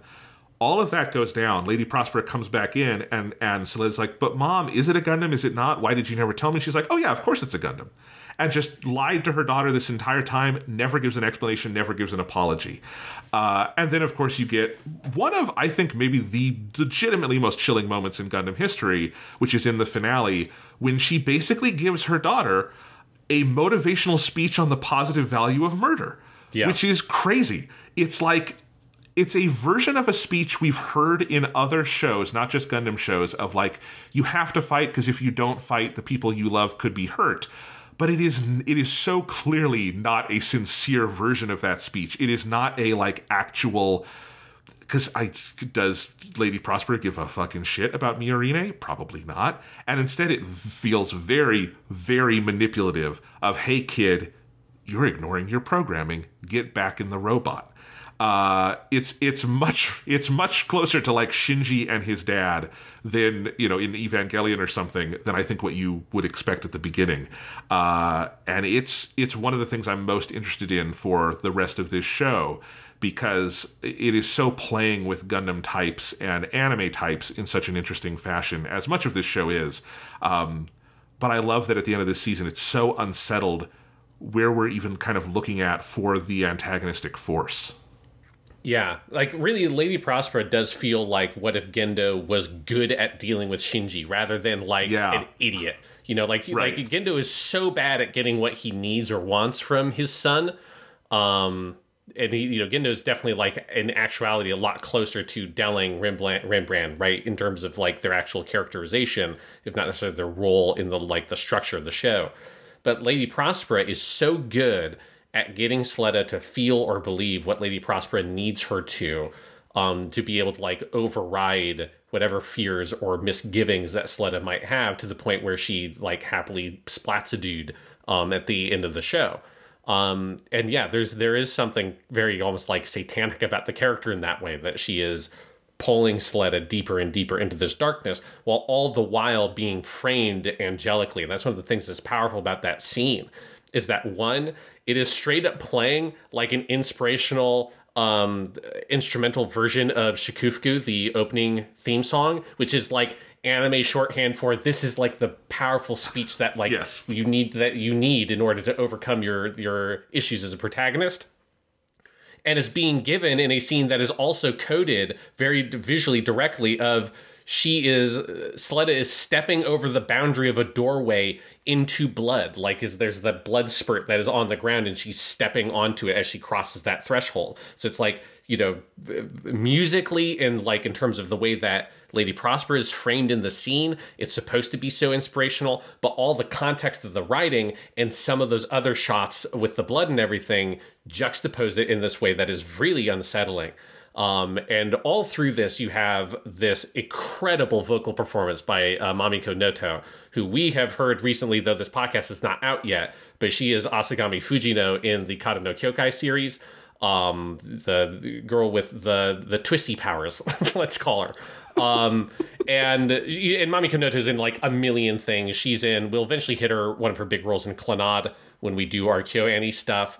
She is the Hell Girl from Hell Girl, Jigoku Shoujo. She's in a million things. She's just like a great voice actress. She's also in Tsukihime. So I've been hearing a lot of both mother and daughter in that visual novel. But the performance she gives as Lady Prospera, the like unflappable nature of that character, and the like icy, super controlled way that she uses her voice, that even when she's saying something pleasant, it just gets under your fucking skin.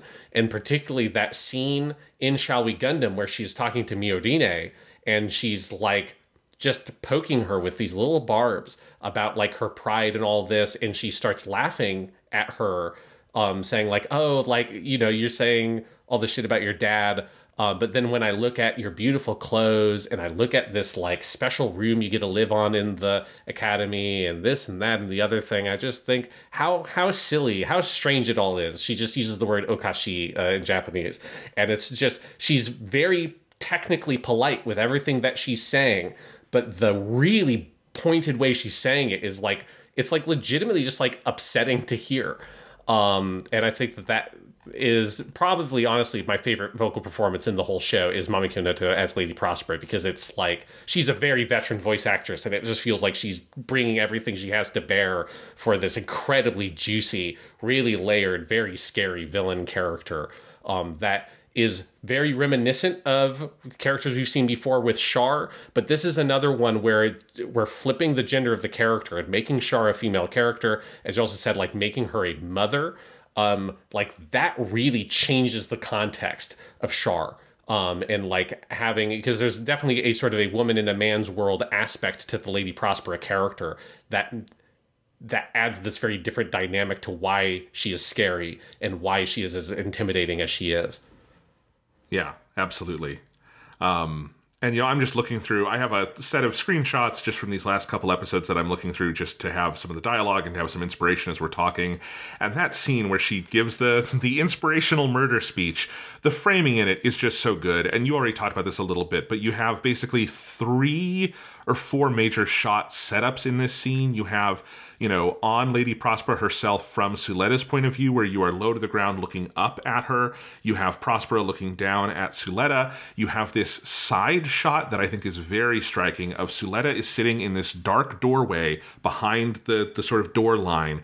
Prospera is standing up straight outside of that door line. The door line itself is covered in blood. And so you have this very clear division where Prospera is standing like literally in the light. There are big, LED panels above her. It's a shining light on her. Suletta is sort of sitting in darkness alone. She's huddled. Lady Prospera is tall and is open. And at certain points, she kneels down and is very close with her daughter. You have the sort of dynamic shot near the end of Suletta, I know you're ready to move forward, and offering out her hand like an angel. And then there is that just killer, quietly one of the smartest and most chilling shots in the history of Gundam, I think, of Suletta taking the step. One foot is out sort of in the darkness of the space she had been in. One foot is now stepping down onto the big blood splatter as she says the line, I have moved forward. That is the kind of stuff that it's so interesting. They're using all these pieces of film language to give you sort of mixed signals, right? To tell you the inspirational version of this and the, oh my God, no, Suletta, stay in the closet. This is bad. Don't go out there. Your mom does not have your best interests at heart. Look at that mask. I think that mask operates the same way as Char's mask does at a certain point where it is no longer there to protect the identity. It is there because it projects a certain inscrutability that is to their advantage. It's so good. It's such interesting stuff. Yeah, it's phenomenal. And there's a few other points I really want to hit with Lady Prospera. One is there are layered throughout the whole show, and Lady Prospera is the most direct one. There are multiple references to the Shakespeare play The Tempest, who's the main character of The Tempest is a guy named Prospero, who is a magician who is sort of marooned on this island, who used to be, I think he was a duke in like Milan or something like that, and he was betrayed and he ended up marooned on this island. He has his daughter Miranda there, and then the target of his vengeance also ends up marooned on that island, partially because I believe Prospero uses a spell to like cause their ship to shipwreck on the island as well. And then ultimately, the target of his vengeance, the guy who ousted him in Milan, that guy's son and his daughter, Miranda, they fall in love and get married. And at the end of the play, that is like avoids the potential tragedy where Prospero gives up on his vengeance because he cares more about his daughter's love and all that kind of stuff. And then there's like other stuff that goes on in the plot. But that's like the basic broad plot. And so Lady Prospera, early on in the season, it was very easy to match her onto Prospero very directly, because Prospero he's an interesting character because I think he is portrayed directly in the play, or it feels like the text portrays him ultimately as being meant to be a heroic character, but you're kind of uncomfortable with him being portrayed as a heroic character in many ways. And I think like Lady Prospera gets that, and there's early on you're kind of on her side in that way, but then they push her really far by the time you get to the end of the season to this like terrifying villain territory where it now feels like that she is kind of off the rails of that projected plot of The Tempest that, like, I don't see any version of this story where Lady Prospera is, like, giving up on whatever her goal is. I don't even know if her goal is revenge anymore, is how, like, sort of terrifying she is. Some of the other references to The Tempest are, like, Ariel. So Ariel in The Tempest is a fairy, or like a sprite that Prospero uses, that lived on the island, and Prospero effectively enslaves Ariel. It's one of the things that makes him, like, feel like, I don't think you could read him totally as a hero character, because he enslaves this magical being, and makes it do magic for him. That obviously Ariel is then the same name as the Gundam in here. One of the major things, though, that's interesting to me, that there are these, like, very clear, very specific references to the Tempest. But the most famous part of the Tempest is Caliban, who is the monster that lives on the island, and his mother, Sycorax, who is a witch, who doesn't actually, is dead by the time the play starts, but her, like, sort of spirit, more or less, overhangs the whole play. And there's no direct references to Caliban or Sycorax yet, and I'm very curious to see, like, how, if they're going to go deeper with this Tempest stuff. There are also other Shakespeare references. They reference Romeo and Juliet in probably my favorite piece of dialogue in the show we'll get to. There's also, like, a character who is referred to as, his name is, like, Hamlet or something. So it's like there are some other Shakespeare references in there. But they're going pretty deep with some Tempest stuff. And I'm really curious if we're going to get, like, a dope-ass mobile armor named Sycorax or something. Like where are they going to go? How is Caliban going to show up? Is Guel going to be Caliban? Is kind of one of my pet theories, is that he's going to be ultimately paired off with that character. But that's like, that's one of those things where, being an English major, that when Lady Prospera showed up, my eyebrows perked up, because it's the thing, they were like, they're doing a Tempest thing, and you get deeper, like, yeah, they're definitely doing some Tempest shit. But the jury is out on, like, how far that's going to go, past that kind of setup stuff. I wouldn't be surprised if they go deeper with it. There's a lot of interesting stuff here, and I do have to say, just Tempest is not a Shakespeare play I have been super familiar with formerly, but just looking at the Wikipedia page and all of the names, this is just a great list of names for mobile suits. That's all I can say about that. There's a lot of characters there you could make some sick-ass mobile suits out of, and I like this idea quite a bit. Let's talk about, for a second, we'll get back to some of the other characters in a minute here, but while we're kind of on this broad set of topics, the whole notion of the Gundams in this show, and kind of the transhumanist qualities here of, you know, this is established for us in the prologue, and we talked about it a little there, but this is a world where we have effectively, like, I guess it's a little unclear to me whether there are governments at all, but basically there's just, the world seems to be ruled by different sort of groups of corporations, right? Who invent various kinds of, which, because they're all, these corporations are inventing various kinds of mobile suits and weapons and stuff, seems to me to imply there's quite a bit of war going out there that we are not privy to yet, right? Yeah. And there are probably other conflicts we'll be introduced to at some point. But the Gundams, at the time of the prologue with the whole Vanadis Institute, had been a thing for medical research, for prosthetics. We know, Lady Prospera has her prosthetic arm. That is a piece of Gundam research. And then we have the Gundams themselves start to be made. They destroy the minds of the pilots and take their lives. And this is the, at the very least, pretext that Delling Rembrandt uses to come in, take over the Benerit group. He had previously been a military commander, and he takes over the corporation and creates Caterra and decides, as he says at the end of the prologue, we will deny all Gundams. And we're going to put a prohibition on that, no more of that technology. When we get to the actual timeline of Witch from Mercury 21 years later, Gundams are very forbidden. But, of course, you have a bunch of the different corporations we learn over the course of the season are experimenting with it on their own, including the one Ellen Karras comes from. And then we have the Ariel itself. And eventually we have Gundarm Inc., which is the organization Myrene and all her Earth friends and Suletta make together to try to bring that technology sort of back to its medical basis. But there's a lot of questions opened by all of this, including, I think after these first 12 episodes plus the prologue, it is unclear, I think, what the show wants us to think about this technology. Whether, it is actually a positive thing that figures like Delling are trying to bend towards their own devices, and that is why they are using violence for this, or whether there is something, like, deeply wrong going on here. which might point to whatever the hell has happened to Aerie and all of that stuff.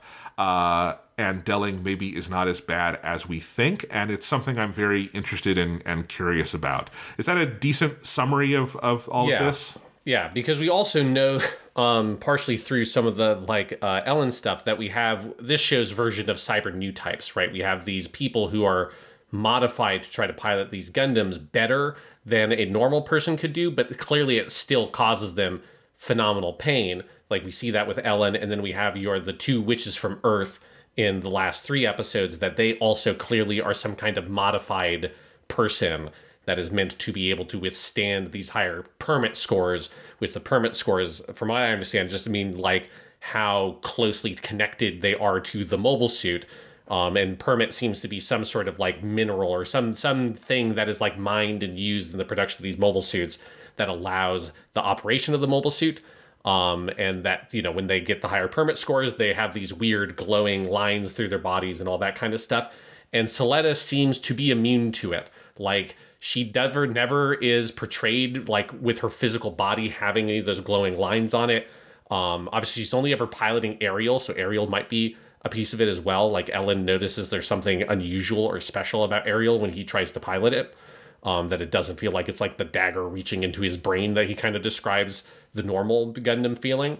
And that, you have this notion that, these higher permit scores, we learn in the finale episode that if you're like permit score 4 or higher, or whatever it is, like that antidote thing that disabled the Gundams in the prologue doesn't work on you. So there's clearly this like kind of underground arms race around the Gundams and using them as these weapons and creating people that can pilot them more effectively to overcome the countermeasures that Katedra originally put in place in the prologue.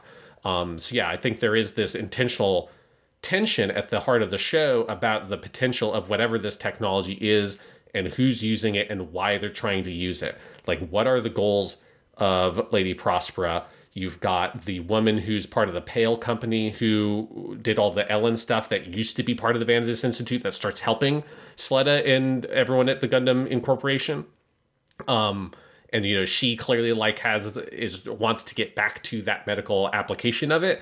But yeah, it is definitely one of those things that's really fascinating about the show, is that I think you are far less settled at the end of this season than you were coming out of the prologue about whether or not the Gundams are good. Like, at the end of the prologue, I think I felt like I looked at Delling and I was like, oh, this guy's a monster, because he doesn't see like all the things that these Gundams can do, and he's using this as like a way to try to wrest power for himself as a part of this bigger corporation.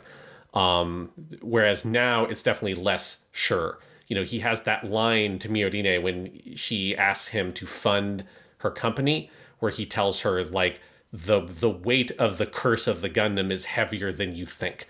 And there's a lot in that line that I feel like we don't really know the full context of what he means by that yet.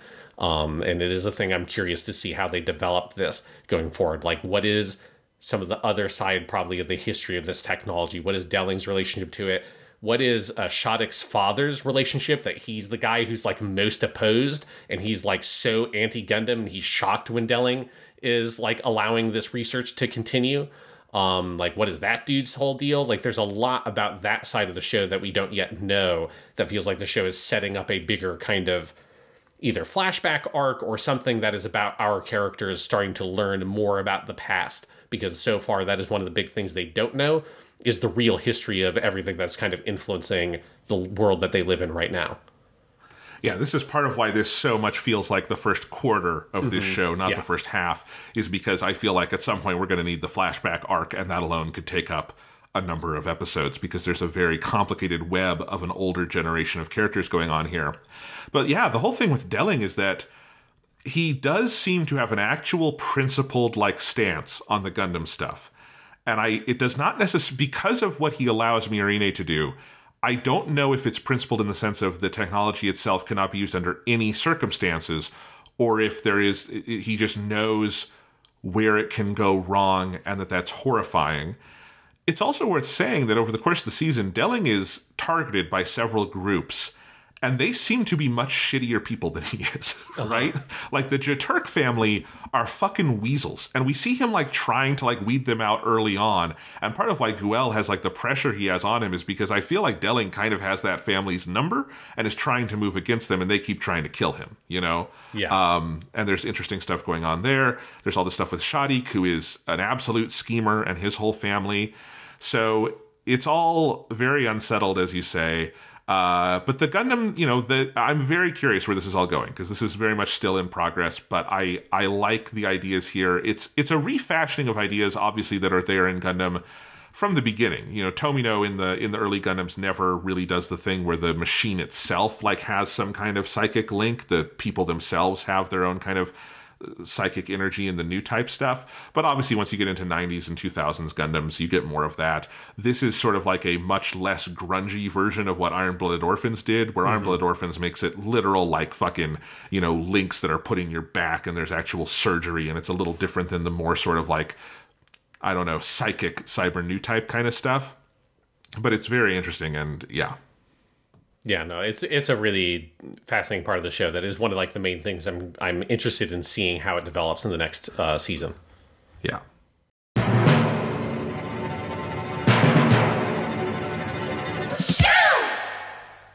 All right. But getting back on track, we started our conversation about Suletta so long ago on this podcast, Sean, and somehow we haven't come back around and talked about her bride, Miss Miorine Rembrandt, who is also a wonderful part of this show. Yes, so she's voiced by Lynn, who is in also like a lot of stuff. I think her big role is, she played I haven't actually seen this movie. I really need to get around to watching it. It's supposed to be very good, but the I Want to Eat Your Pancreas, the funniest title of a movie ever, but it's supposed to be really good. She is the main character in that show. And then she's in quite a few other things that I've seen, right? She's also the teacher in Bokuben, which is a pretty decent modern rom-com. But yes, her role is Miorine. She knocks it out of the park. She's the other person. If people want to listen to that official podcast, they do. She's the other. It's her and Ichino Seikana in all the episodes, and she's really good and funny there as well.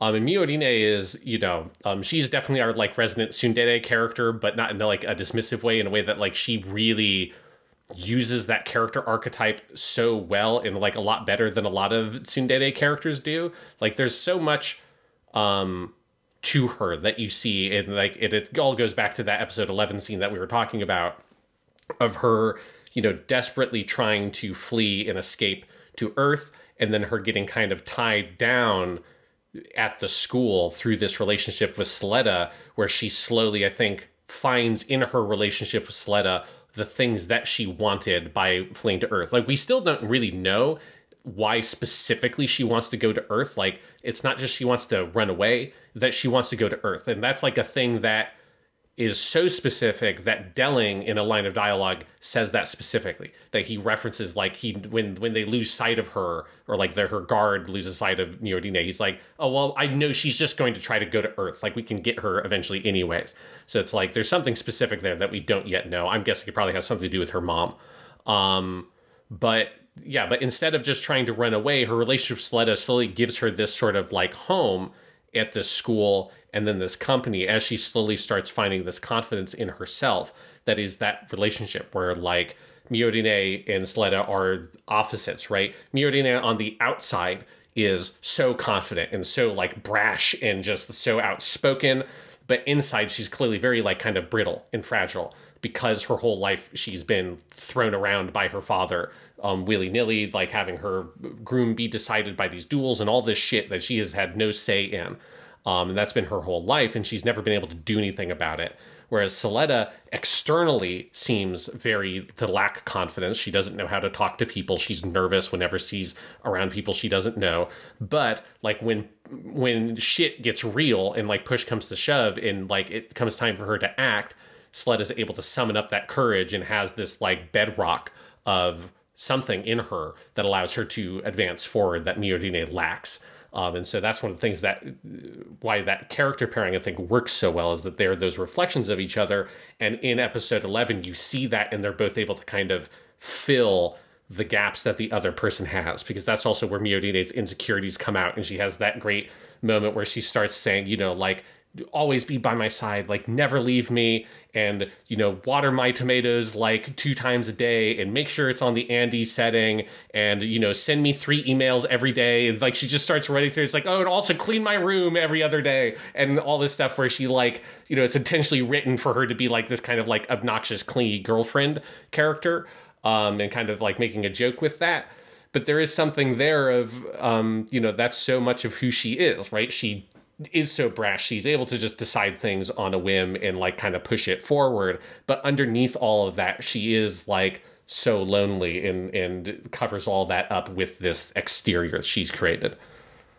I think if you look at, you know, the framing of that scene, I think for a lot of viewers, myself included, that might be the moment you first really realize that Suletta is quite a bit taller than Miorine. Mm-hmm. Like, there's plenty of other scenes where you could see that, but there's something about that moment where Miorine has her head, like, buried in Suletta's chest and is hugging her, and Suletta is taking on what, in this image that is famous in Gundam of the 2 people floating in midair, is the more masculine side of the you know, 2 people, and she is just, you realize, oh, she's quite a bit taller than Miorine.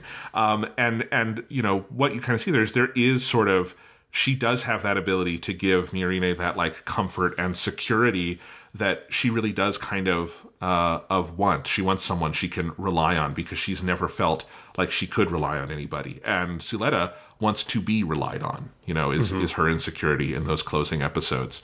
And yeah, it's a beautiful relationship. There's so much cool stuff there. Lynn's performance in that scene of, you know, the first request is stay by my side forever. And then it is, and don't ever lose a duel, and give the tomatoes more compost, and use the Andes model, and clean my room twice a week, and email me 3 times a day. And I just love how she keeps, like, it becomes more and more childish as she says it. The animation on Suletta's face as she realizes this crazy list of tasks. Yeah. It's adorable, it's warm, it's wonderful, and also possibly tragic given what happens in the finale. I love it.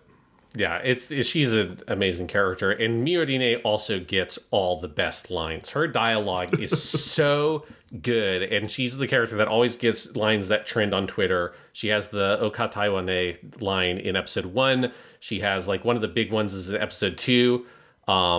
She says she calls her dad Dabusta Kuso Oyaji, which is like you like Dabusta is double standard, but it's like you hypocritical piece of shit dad. Kuso means shit literally, and that word went trending very quickly. Dabusta Kuso Oyaji. It's very fun to say. That's one where I don't think they fully anticipated in time how popular that line was going to be, because Lady Prospera quotes it to Miorine later on, but she doesn't use the exact line. I feel like because she said something like Kusoyaji, but she doesn't put the Dabusta in there. It's like if they had known before they got into that episode and they had seen the full reaction, I bet they would have rewritten it. Have they put it on a mug yet? Like, instead of a world's greatest dad mug, you have the Dabusta Kuso Oji mug? Oh my god! If I was ever become a father, I'm going to get one of those. Sean, if you ever become a dad, I will promise I will get you one of those. All right? A hypocritical piece of shit father. It's so good. But my favorite line, Miorine's best line, just because like it's such a genius use of Japanese, is in the episode where Suletta goes on the date with Ellen.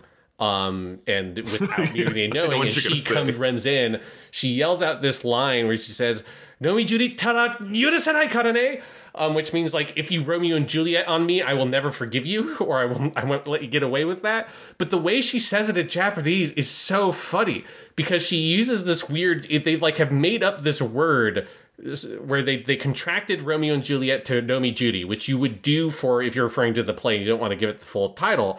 But instead of using the Japanese, like, sort of handy verb of suru, to do, and it's like, if you do a Romeo and Juliet, is normally, I think, how you'd say that line, Nomi Juri shitara, yurusanai kara ne, like, if you do a Romeo and Juliet, I won't forgive you. Instead, Miorine, like, turns to Romeo and Juliet. She just makes that a verb. And so there's, like, she conjugates it as a verb. And there's, like, an implied verb of, like, Nomi Juridu to Romeo and Juliet that's there that she conjugates into Nomi Juri tada. And it's so funny. And as soon as you hear it, like, it's just such a sharp piece of writing in Japanese that, again, that like immediately went trending in Japanese Twitter because it's so funny. It's such like a creative use of language, and it just like kind of comes out of nowhere, but it's is great. And just Miorine has that. Like every single episode, she's got a scene like that where she gets this really sharp one-liner, or she gets this good gag, like the call me 3 times a day and all that stuff. It's just the writers for the show. Just when you get a Miorine line, it's going to be a fucking banger basically every time. It's so good. And, season 2, they'll have had time to hear the fan feedback. So who knows what kind of one-liner she's going to get next time. Oh, it's so good. Yeah. And, I think also her performance in the final scene that, we're still kind of dancing around. But when Suletta squishes that dude like a tomato, and she basically has 2 words to Suletta, which is this, or 2 phrases, like how could you do that? And then calling her Hitogurashi, murderer. And just like the abject fear, the animation does this as well, but the abject fear that she instills in her voice, like making the character sound alien to us because of what she's seeing is chilling. It's one of the things that sells that scene. So, I mean, every aspect of that scene sells that scene. It's a perfect scene, but definitely one of them. Yeah. Yeah, absolutely. And then also her character design is just amazing. We already talked about the height difference, which is genius. Like, all the character design of the show is genius, but her like crazy hair with this weird like sort of coif that's like, she has this very like kind of bird-like appearance to me with like weird hair. And yeah, she's got a kind of almost like a Napoleon complex style character thing going on, because she is quite a bit shorter. Not just shorter than Suletta, she's shorter than most of the other characters. I think the only character that's like the same height basically as Miorine is Chuchu, but Chuchu like projects about 6 inches above her head anyway, so she appears to be the biggest character in every scene because of her 6 inches is low ball in that one, Sean. I looked at that several times. Chuchu's fucking buns are quite a bit bigger than her head. Each of them individually is quite a bit bigger than her head. We'll talk about Chuchu in a second because she's great. Yeah, I mean, I think, broadly, there's sort of 2 types of, this is very broad, anime character designs. Ones that have normal human colored hair and ones that have crazy colored hair. And I think Gundam has done both at various times. And this is one of the best examples I have ever seen of, we're going to go for crazy colored hair. And everyone has cool, colorful hair that says something about themselves. But like, it all feels so natural. Like, you never think watching the show that, oh, this is a show with crazy hair colors. It's like, it so fits into, I think, the entire palette that the show uses throughout all of the mobile suits and backgrounds and everything. I think the way the hair is not just colored, but styled. You're talking about with Miorine, it's long. She has that kind of poof in it. Chuchu obviously has the craziest hair in Gundam history. It's so cool. I love all the stuff they do with hair on this show. Yeah, and in particular, when you have that just amazing piece of animation in episode 11, when Miorine is trying to hold the door open or whatever, as Suletta's trying to like shut it, and then Miorine gets slammed back against the wall, and then she has this shot where like she like puts her hands into like claw shapes and just like and she has this like grimace, and the way her hair shapes all that, like everything in that scene and the subsequent chase. This like her whole character design really, I think, comes to life when she gets to run around like that and have these very extreme expressions on her face. And yeah, it's a great character. It's a great character design. It's a great performance. It's fucking incredible writing. I love Mio Mio, as she would hate to be called. Yes, I love the brief attempt that Suletta makes to give her a nickname, because nickname is one of the things she has on her cute list of things she wants to do at school, which is such an endearing character trait. And so she calls her Mio Mio, and immediately Miorine like throws something at her. Oh, it's fucking great. Also, I don't know how to word this question. How intentional do you think it was that they spend a good deal of the season in Miorine's little vegetable farm, primarily growing tomatoes, and you have many shots of Suletta holding tomatoes and tomatoes getting smashed, and then the final shot of the season is her smashing a dude like a tomato? Oh, that's completely intentional. Absolutely. No, like there's 100%. It's absolutely intentional. Because there's a lot, like the tomato stuff is great. Like it's an incredible motif occurring throughout the show. You have in episode 1, it's the thing that Suletta and Miorine bond over initially, right? Because it's the thing that Miorine has inherited from her mother, is this tomato garden. And specifically it's this species, or like this, whatever line of tomatoes that her mom developed. And Suletta had never eaten a tomato, and it's just this gorgeous piece of animation where Suletta bites into this tomato and like the juices and all of that stuff. And so that's the thing they bond over. Then later it comes up again in the Shattuck episode, where at the end, right, Shattuck has this like sort of one-sided crush on Miorine, and he comes to realize by the end of that episode that he was too timid, and he was never able to be the like strong foundation and bedrock in Miorine's life that Suletta was able to be, because he was too scared and he tried to keep too much of a like respectful distance and was too worried about like stepping into her life. That's like another great episode title, is like, if I could just have taken one more step towards you, is basically what that episode's titled. But at the end of that episode, he's on that threshold to the tomato garden. He can't step into it.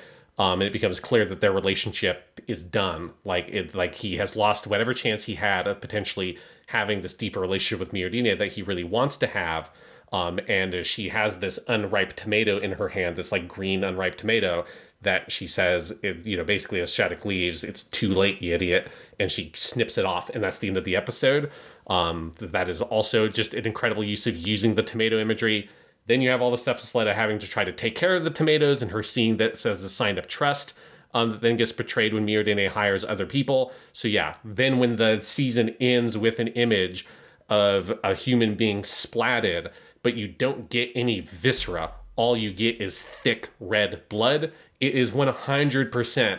This is the tomato that Suletta has smashed and has potentially ruined, or like might be ruining, her relationship with Miorine. Like, absolutely, that is completely intentional symbolism. Like, this show is very heavy with how I think it uses a lot of that visual symbolism, with like the blood splats and stuff like that, and Suletta stepping over the threshold, reusing the imagery of holding this hand out that Suletta sees her mother do, and then she does the same thing to Mio at the end of episode 12. Like, it uses that recurring imagery and symbolism and motifs all throughout the show. And I think it's one of like the really big strengths of the show, is it's got such a strong command of its visual imagery that it's able to use that so tactically to make these really strong points at various points throughout the show. Absolutely, yeah.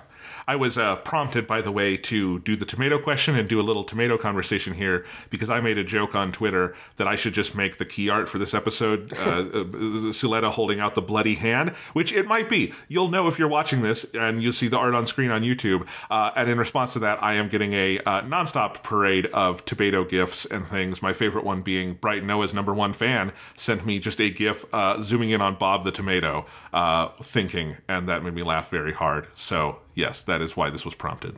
Yes, but it is also very true. Like that is absolutely an intentional use of tomato-based symbolism. Something Yes. you don't see enough of, honestly, these days. We should get more tomatoes used as a symbol in fiction. I hope the first shot of the next episode of the season 2 premiere is Suletta and Miorine in the cafeteria. Miorine just white, pale, just shocked at what has happened, and it is Suletta pouring ketchup onto a burger just to start the next episode. Yes. that might be gilding the lily a little too much. But anyway, the other sort of big set of there's lots of characters to talk about, but the next obvious big set of characters we want to talk about is all the Earth characters in the Earth house that takes in Suletta and Miorine. And of course that means we have to talk about a character who is now at the very fucking minimum in contention for the best Gundam name title. Like, she is on the Mount Rushmore of great Gundam names. Chuitari Pan Lunch, also known as Choo Choo.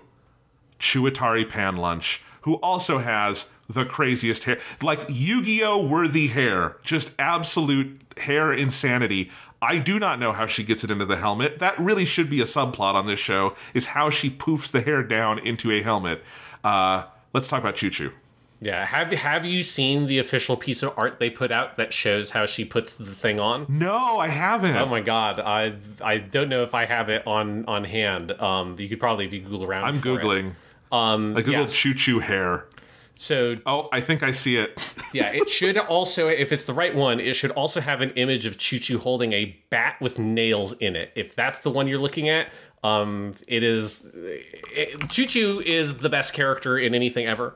I don't think it's too extreme. I found it. To say that, she is like, I'm here with the good book, Jonathan, and I'm here to talk to you about our Lord and Savior, Chuitari Pan Lunch, because Yeah, Choo Choo is just incredible. In particular, you know, she's in the background of the first 3 episodes, and then you get episode 4, which might be legitimately my favorite episode, which is the one where Choo Choo punches the ever-living shit out of that one girl. And as soon as that happened, I'm like, I am in love with this character. Like, every scene that Choo Choo is in, it makes me happy. I get a big smile on my face. It's the best piece of character design because she has, she's physically very short. One other thing I like about the character design of the show is they also have like showcased a lot of different body types. So it's like she's not like heavy set, but she's like bigger than a lot of the other girls. And because she's also one of the pilots as well, so she has like kind of a muscular appearance. She's a bit squat, and then she has the 2 giant pink puffballs as hair that then in the official art, how she puts the helmet on, and this official art was released like the day after episode 4 came out, so I do not know if they had this on hand or if they got one of the character artists to draw this image after they saw this question trending on Twitter. Regardless, this is like the best example of how good this show is and like the people on it are at like engaging with the fans. They put out this art of her holding this like swim cap looking thing, stretching it out over her 2 giant poofs, and then just the next image, she's just squashed them down. And my favorite part of this image is like the important part of how does that work is just sort of elided, but she just sort of squashes it down somehow with this sort of swim cap looking thing, clasps it at the bottom, and then there you go. It's clasped down. She has her bangs are kind of poking out from the front of this swim cap looking thing. The best part of Choo Choo is she is a fucking badass, and she always has the super stern look in her face that is so counter to the like bubblegum cotton candy appearance of the character, which is just like the best fucking like Gap Moe thing ever, is this like adorable bubblegum character that is going to beat the shit out of you. And then in that official image, for no reason whatsoever, completely uncommented on, in the corner, after they've already shown you how she puts it on, they just have this image of her in the pilot suit with like the cap thing on, and she's just got a bat with nails in it for no reason at all, glaring into the camera. And they've that's an official Twitter. They put that on the official Twitter. This is like one of the artists for the show drew this fucking thing. And as soon as I thought that, it's like they get it. They know these characters so well. Like if that's the image you're going to put out, that's not just fans projecting that attitude onto Choo Choo. No, Choo Choo is that much of a badass. She will beat the shit out of you. It is the like most realistic punch I have ever seen in an anime, is her clocking that girl in the face on the stairs, and the girl like wavers for a little bit and then she like falls over. Clearly this one punch to the face like fucking concussed her, because that's what it looks like when someone gets a concussion. It's just everything about her character is amazing. And then she's also the most foul-mouthed person in the whole show. She's constantly like yelling, bloody murder about those Xopspatian, like those shit Spatian motherfuckers. Choo Choo she's my favorite character in anything. She's great.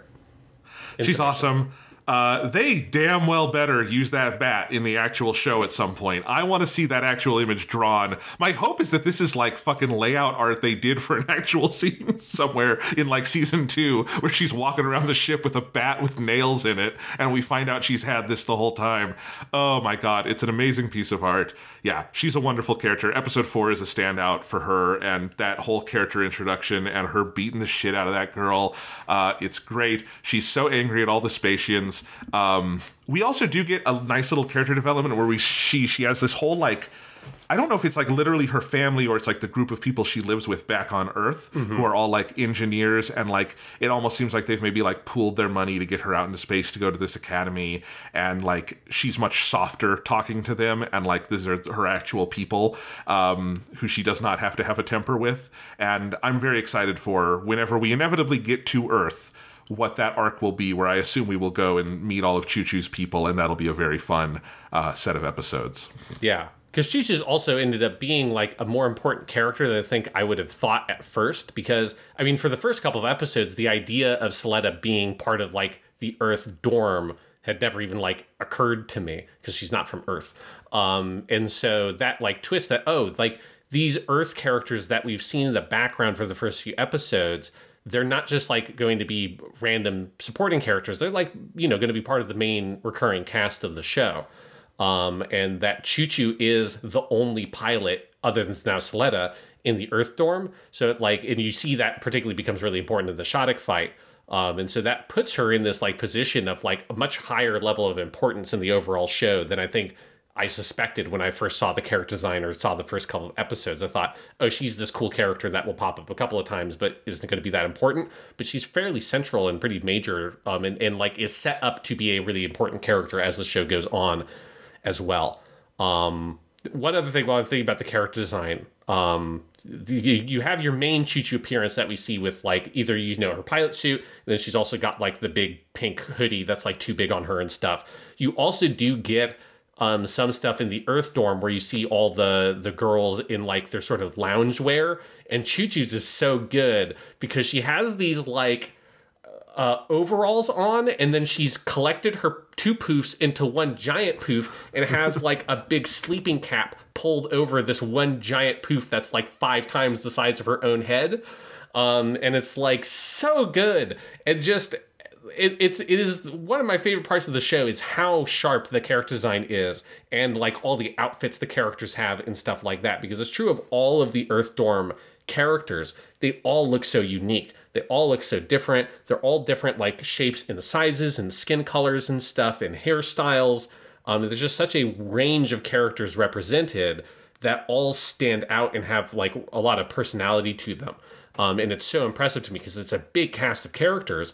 And, you know, Choo-Choo is to me like the best character design. She's my favorite. But all of them have a really striking, interesting character design in a way that you look at other shows and, you know, like there's a few of the like supporting cast of Iron-Blooded Orphans that have a fairly memorable character design. But most of like the random people in Tekkadan just look like anime characters. You know, it's like they look fine, but they don't have like a really striking appearance. And that's how most anime is. It's like you have your main 5 or 6 characters maybe that have really great character designs that they put a lot of effort into, and then everyone outside that sphere is a bit more generic.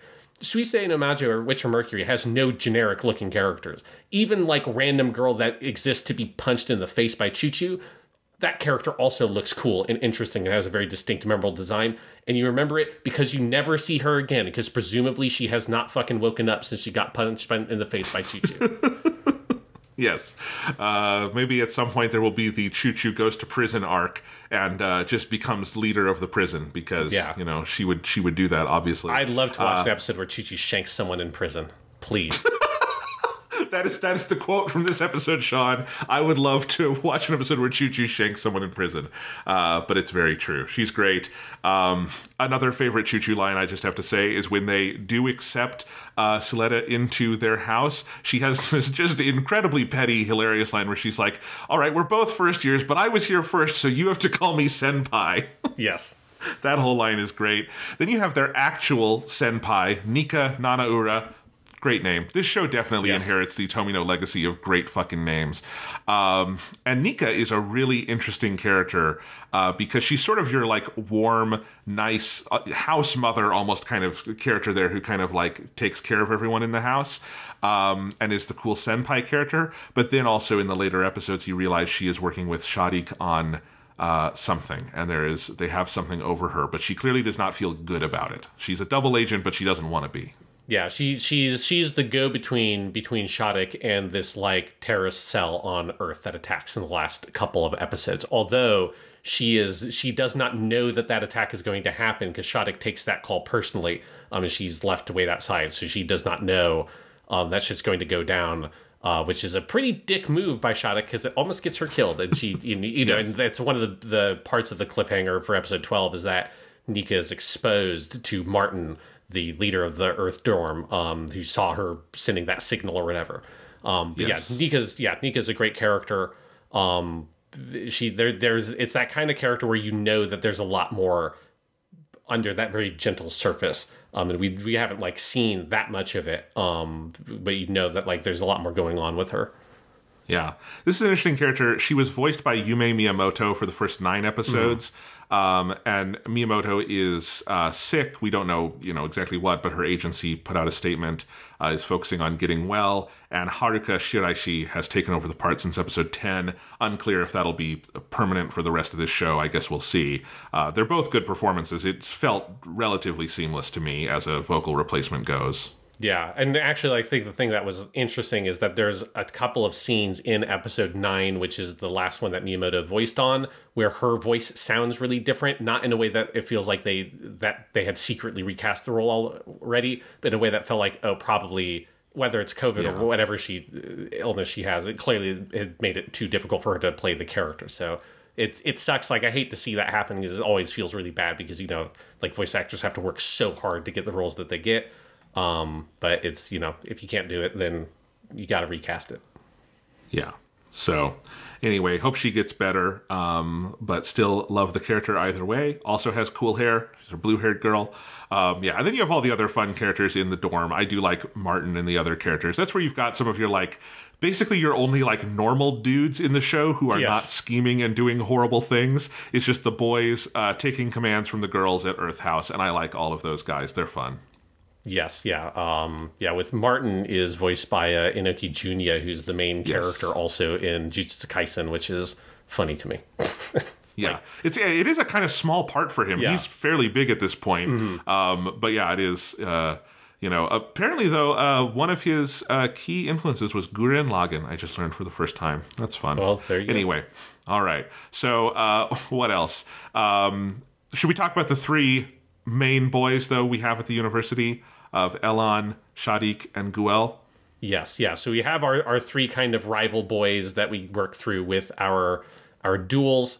We could start with Guel. Guel's obviously, he feels like he's the most involved because he's the one you start out with, and then he's got the most delightful subplot going throughout the whole show. That was I think in particular, the Japanese fan base really likes Guel. I know that he's one of the most popular characters on character popularity polls. I think both because he's legitimately a good character and also he is a very fun meme character, particularly in that middle stretch of the show, because, he starts off with your classic bully piece of shit character that needs to get his ass slapped and then beaten by Sleda. And that happens in episode 1. And then they have that duel again in episode 3 where Guel's his dad basically puts an AI or whatever into the mobile suit, and so Guel is not able to really fight until the very end, and Sleda recognizes his strength, and that is then when you get your great episode 3 ender where it's the reverse of the episode 1 thing where he now is proposing to Sleda, and you get one of the mini episode endings where Sleda just ends the episode with a huh sound effect that Yoshinosa kind of had to do, find 1,000 ways to make that noise for each one to be more severe as it goes throughout the season. And then from that point, you get so much great stuff with this character where I think you see very quickly, oh, there's this whole other side to him as a person. That's he is this arrogant bastard who thinks the world should be kind of given to him on a platter from a certain perspective because he is the son of one of the CEOs that runs the company or that runs the school and all that kind of stuff. But also he clearly really believes in what he's doing. He cares about the duels and being honorable about the duels. He obeys the whole thing where he comes in and apologizes to Miyodine with this very formal apology, and he's very respectful to the teacher in that scene who's are you done, Guel? And he says, I'm sorry, sensei, or you can go about with your lesson, I'm going to go, and all this stuff. And you see that, okay, there's this other part to him. He isn't just this sort of generic bully character. There is something much more kind of noble that he also has that his dad maybe doesn't want Guel to have, right? His dad just wants Guel to be the guy to do whatever the dad says and inherit the company and all this other shit. And Sleda starts to show him another path. And that's what leads to Guel having his camping adventures for the middle section of the show, which is one of the best things. Every time they would cut to him at his tent, and he has a fucking iPad or some shit, and he's watching the duels and everything. And then eventually he leaves the school, and he becomes Bob. And he ends the show as Bob, and then eventually he murders his own father. And it's like, what a fucking journey. You go from asshole bully to like, oh, maybe there's like more to this guy. It's like, oh, he's camping. Okay, now he's changed his name to Bob, and then now he's committed patricide. It's like it's a big journey you go with him on these 12 episodes.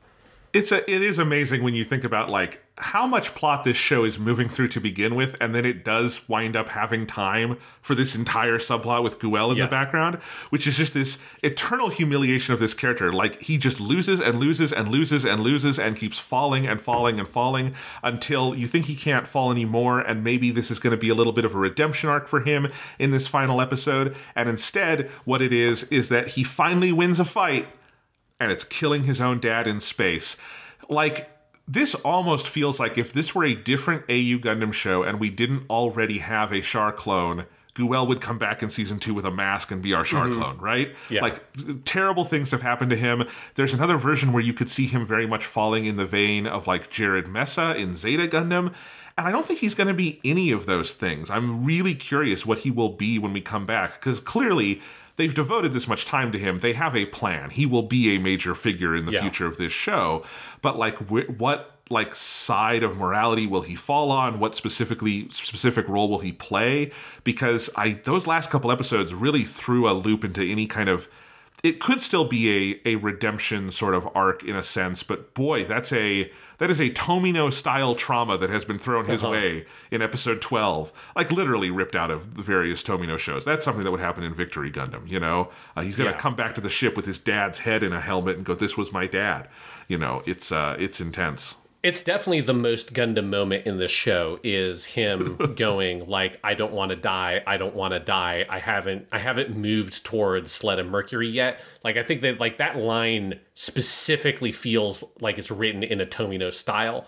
I think like that scene, and then he reverses the attack or whatever, and then kills his own dad. Realizes, hears it over the radio. That's where, you know, his dad gets like the one like minor redeeming thing you hear about him is he's like, "I searched for you, son." It's like, okay, well, at least, you know, we know he cares enough about his son, at least as a tool, to not be distraught when Guel just like disappeared. But you know, Guel's dad is definitely the most like objectively, he's the worst character of the show. Like, that's one of the reasons why, like, I think you get to kill him at this, if this is going to be ultimately a 50-something episode show. This is a pretty early stage, but it's like, yeah, that guy can go, because he's like, man, his dad was a piece of shit. But you also understand how much Guel really, like, cared about his dad and wanted to live up to his father's expectations. And the darkness of him, you know, buying into Seletta's whole, if you retreat you get one, if you advance you get two thing, and that leading to him, you know, he gets two things. He advances towards Seletta and he murders his own father. Like, he got two things from that. And showing that like this like thing that he has inherited, that like Seletta believes in, can be a curse. Because it is, right? This is one thing I meant to mention earlier on the Lady Prospera thing. But that whole line that Seletta has that she has imparted onto Guel that he has kind of like inherited, the thing that it like makes me think of is like chess. Like it feels like it's like a tactics thing. What you don't want to retreat with your pawn. You want to push forward, because it's like, yeah, you might lose this pawn, but you can take your enemy's piece and you move your position forward. You force their next move. So you gain two. Whereas if you don't, you might retain this piece, so you gain one, but you haven't moved your position forward. Like, it feels like a thing I would think of if I'm playing fucking Fire Emblem or something. You move forward, you gain two, you retreat, you get one. Like, you want to be aggressive in a tactical scenario because you can gain more by pushing the attack. And like, Seletta hasn't taken it that way. But that, to me, is what that thing means. That's like what her mom is doing, is turning her into a chess piece. It's like, you're a pawn. Like, you need to move forward for you to perform the function in my overall game that I'm playing.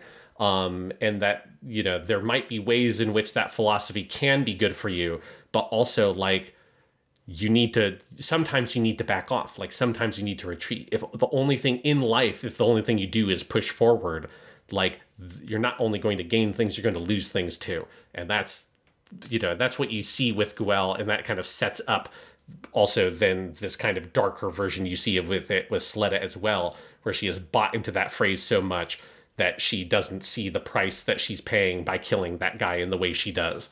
And yeah, Guel is like very useful as a character to kind of build up that arc alongside Sletta.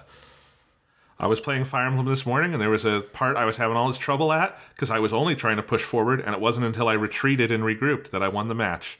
So it's not even necessarily good tactics. There you go. No, but you're right. It is specifically, like, I think I saw someone made a prediction that it's almost like that phrase is like in the Manchurian Candidate or something. It's like the phrase that like activates Suletta. I don't think it's literally that, obviously, because she says it in plenty of moments where she doesn't then go off the grid and kill people. But it is very clearly, I do not think Lady Prospera gave her that piece of advice with the warmth that Suletta gives it to other people. Let's just say that. Yeah. So, more with Guel in the future. Ellen Karas, voiced by Hanai Natsuki. Really, we're talking about several characters here, which is part of why I think you have Hanai Natsuki here, because you need someone with the craziest possible range, and also will probably be on this show throughout its run in different forms, because the actual Elan, we don't know that well. We've only seen a little bit of, including him being a shitty, manipulative bastard in the Shall We Gundam episode. But in the first 6 episodes, we have Nice Boy Clone, which is like the purest version of Hanai Natsuki. He sounds a lot like Tanjiro. He's a good kid who has a horrible fate and dies. And in the first hint that this is a Gundam show. Yes, yeah. You have your main Ellen, which, he meets his tragic fate. You learn that he's that kind of Cyber New type archetype character in your Gundam show. And then he gets fucking melted while Sletta is waiting for him to go on that date or whatever. It's just such a brutal ending to an episode. And then you get original Ellen, and then you have the second clone Ellen, who I fucking love. We've only seen him in like 2 scenes, because he's in the scene where he interacts with Sletta, and then they show him briefly in episode 12, where he comments on something. I think he's like, he says something about like, Gundam's from Earth. Like he's seeing some of the footage of what's going on in this battle. It's like, we don't want to fuck with that shit, basically. But the second clone Ellen I love because he's got a fucking cape. Like they adjusted his character design a little bit, so he's got this much more kind of princely theatrical thing. And then his scene with Sletta where he tries to seduce her is so funny, where like, she's just having none of it. And he just basically ends up pushing her away because he's so aggressive. And he has this line where he says like, "Oseba Uchida na." De what? And like the way that he's like, one more push, and like, she's going to give in, that girl. And like the way he leans into this de what is like, it's a very good Hanai Natsuki touch. It's like he's just the biggest fucking scumbag who's like so confident in his ability to like, manipulate Sletta, and he's completely misread that reaction because Sletta's just like, what the fuck was wrong with him? Like, what has happened to Ella? Like, she didn't realize for original Ellen that he was different than the one that she had met, like the in terms of the actual human who is Ellen Saris. She never realized that was a different person. This guy, she's like, what the fuck? Like, is he even the same person, basically? And I thought that scene was great. It is. And I do love that the 2 characters Hanai Natsuki has voiced in Gundam was Biscuit last time around and Ellen here. So basically the first character who breaks your heart in both shows. Yes. But then also is clearly going to be a villain in this show as well. And yeah, it's some great stuff. Episode 6, which is where you have the duel with Ellen, and then, Ellen had gotten to this point where the clone Ellen had become very cold towards Suletta because he's jealous of her. Like, how does this person have this like relationship with this mobile suit and have this outlook on life and all the things I don't have? And then after the duel sort of softens, but also because he has lost, is going to go get melted. And just the entire final stretch of that episode of her singing Happy Birthday while waiting on the bench and him getting melted. It is the Gundam touch, very much. It's a phenomenal episode of television. Yeah, it's a phenomenal episode of television, and it's also, if, if anyone starts to sing happy birthday to you in the universe of Witch from Mercury, you gotta shut them the fuck up. It's like, stop. Yeah. No, don't sing. No, it's not my birthday. Stop. Because it's a fucking death spell in this world. We've heard happy birthday sung twice, and both times someone died. It's got a 100% sure it will. Yeah, and it is not going to be the last time. I think we can say that confidently.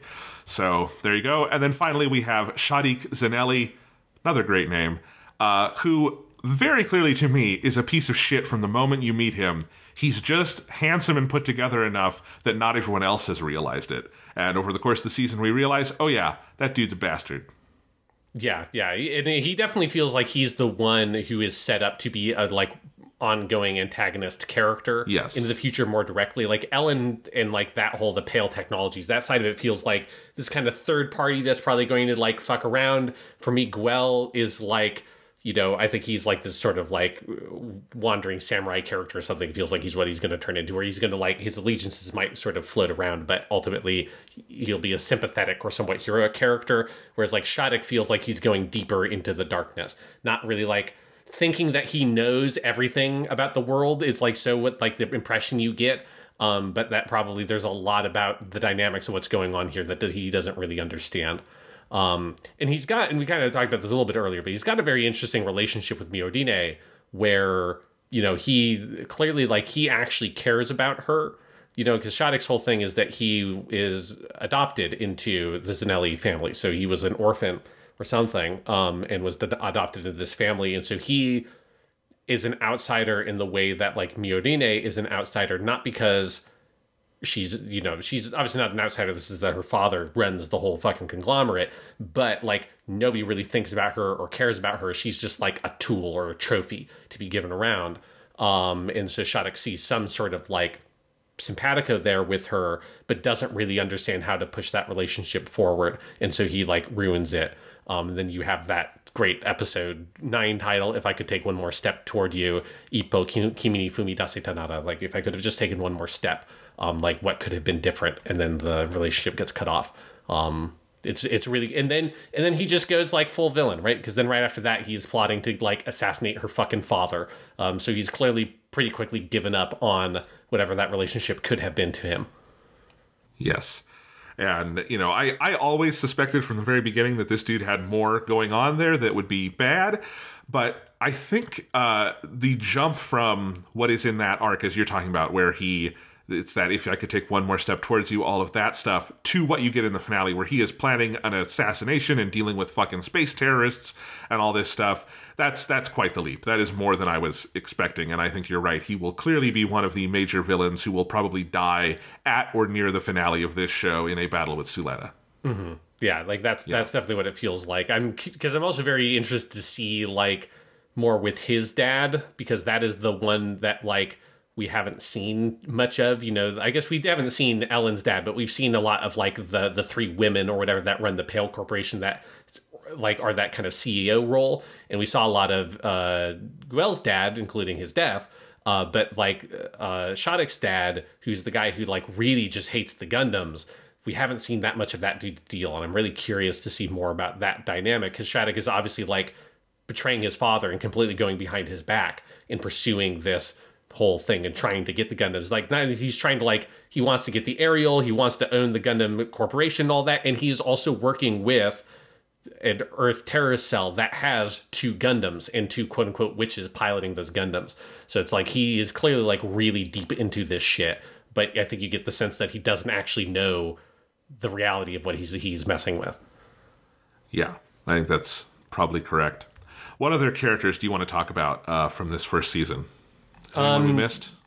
We have the two witches from Earth are really good. I mean, we only have them in like 2 episodes basically, but those characters make a big impression, I think. One of them is voiced by Yuki Aoi, who we've seen in a lot of stuff. So she's the one that we haven't seen actually that much of, because so we've mostly seen the other one. I can't remember the name of that character, but the one that gets in the fight with Suletta.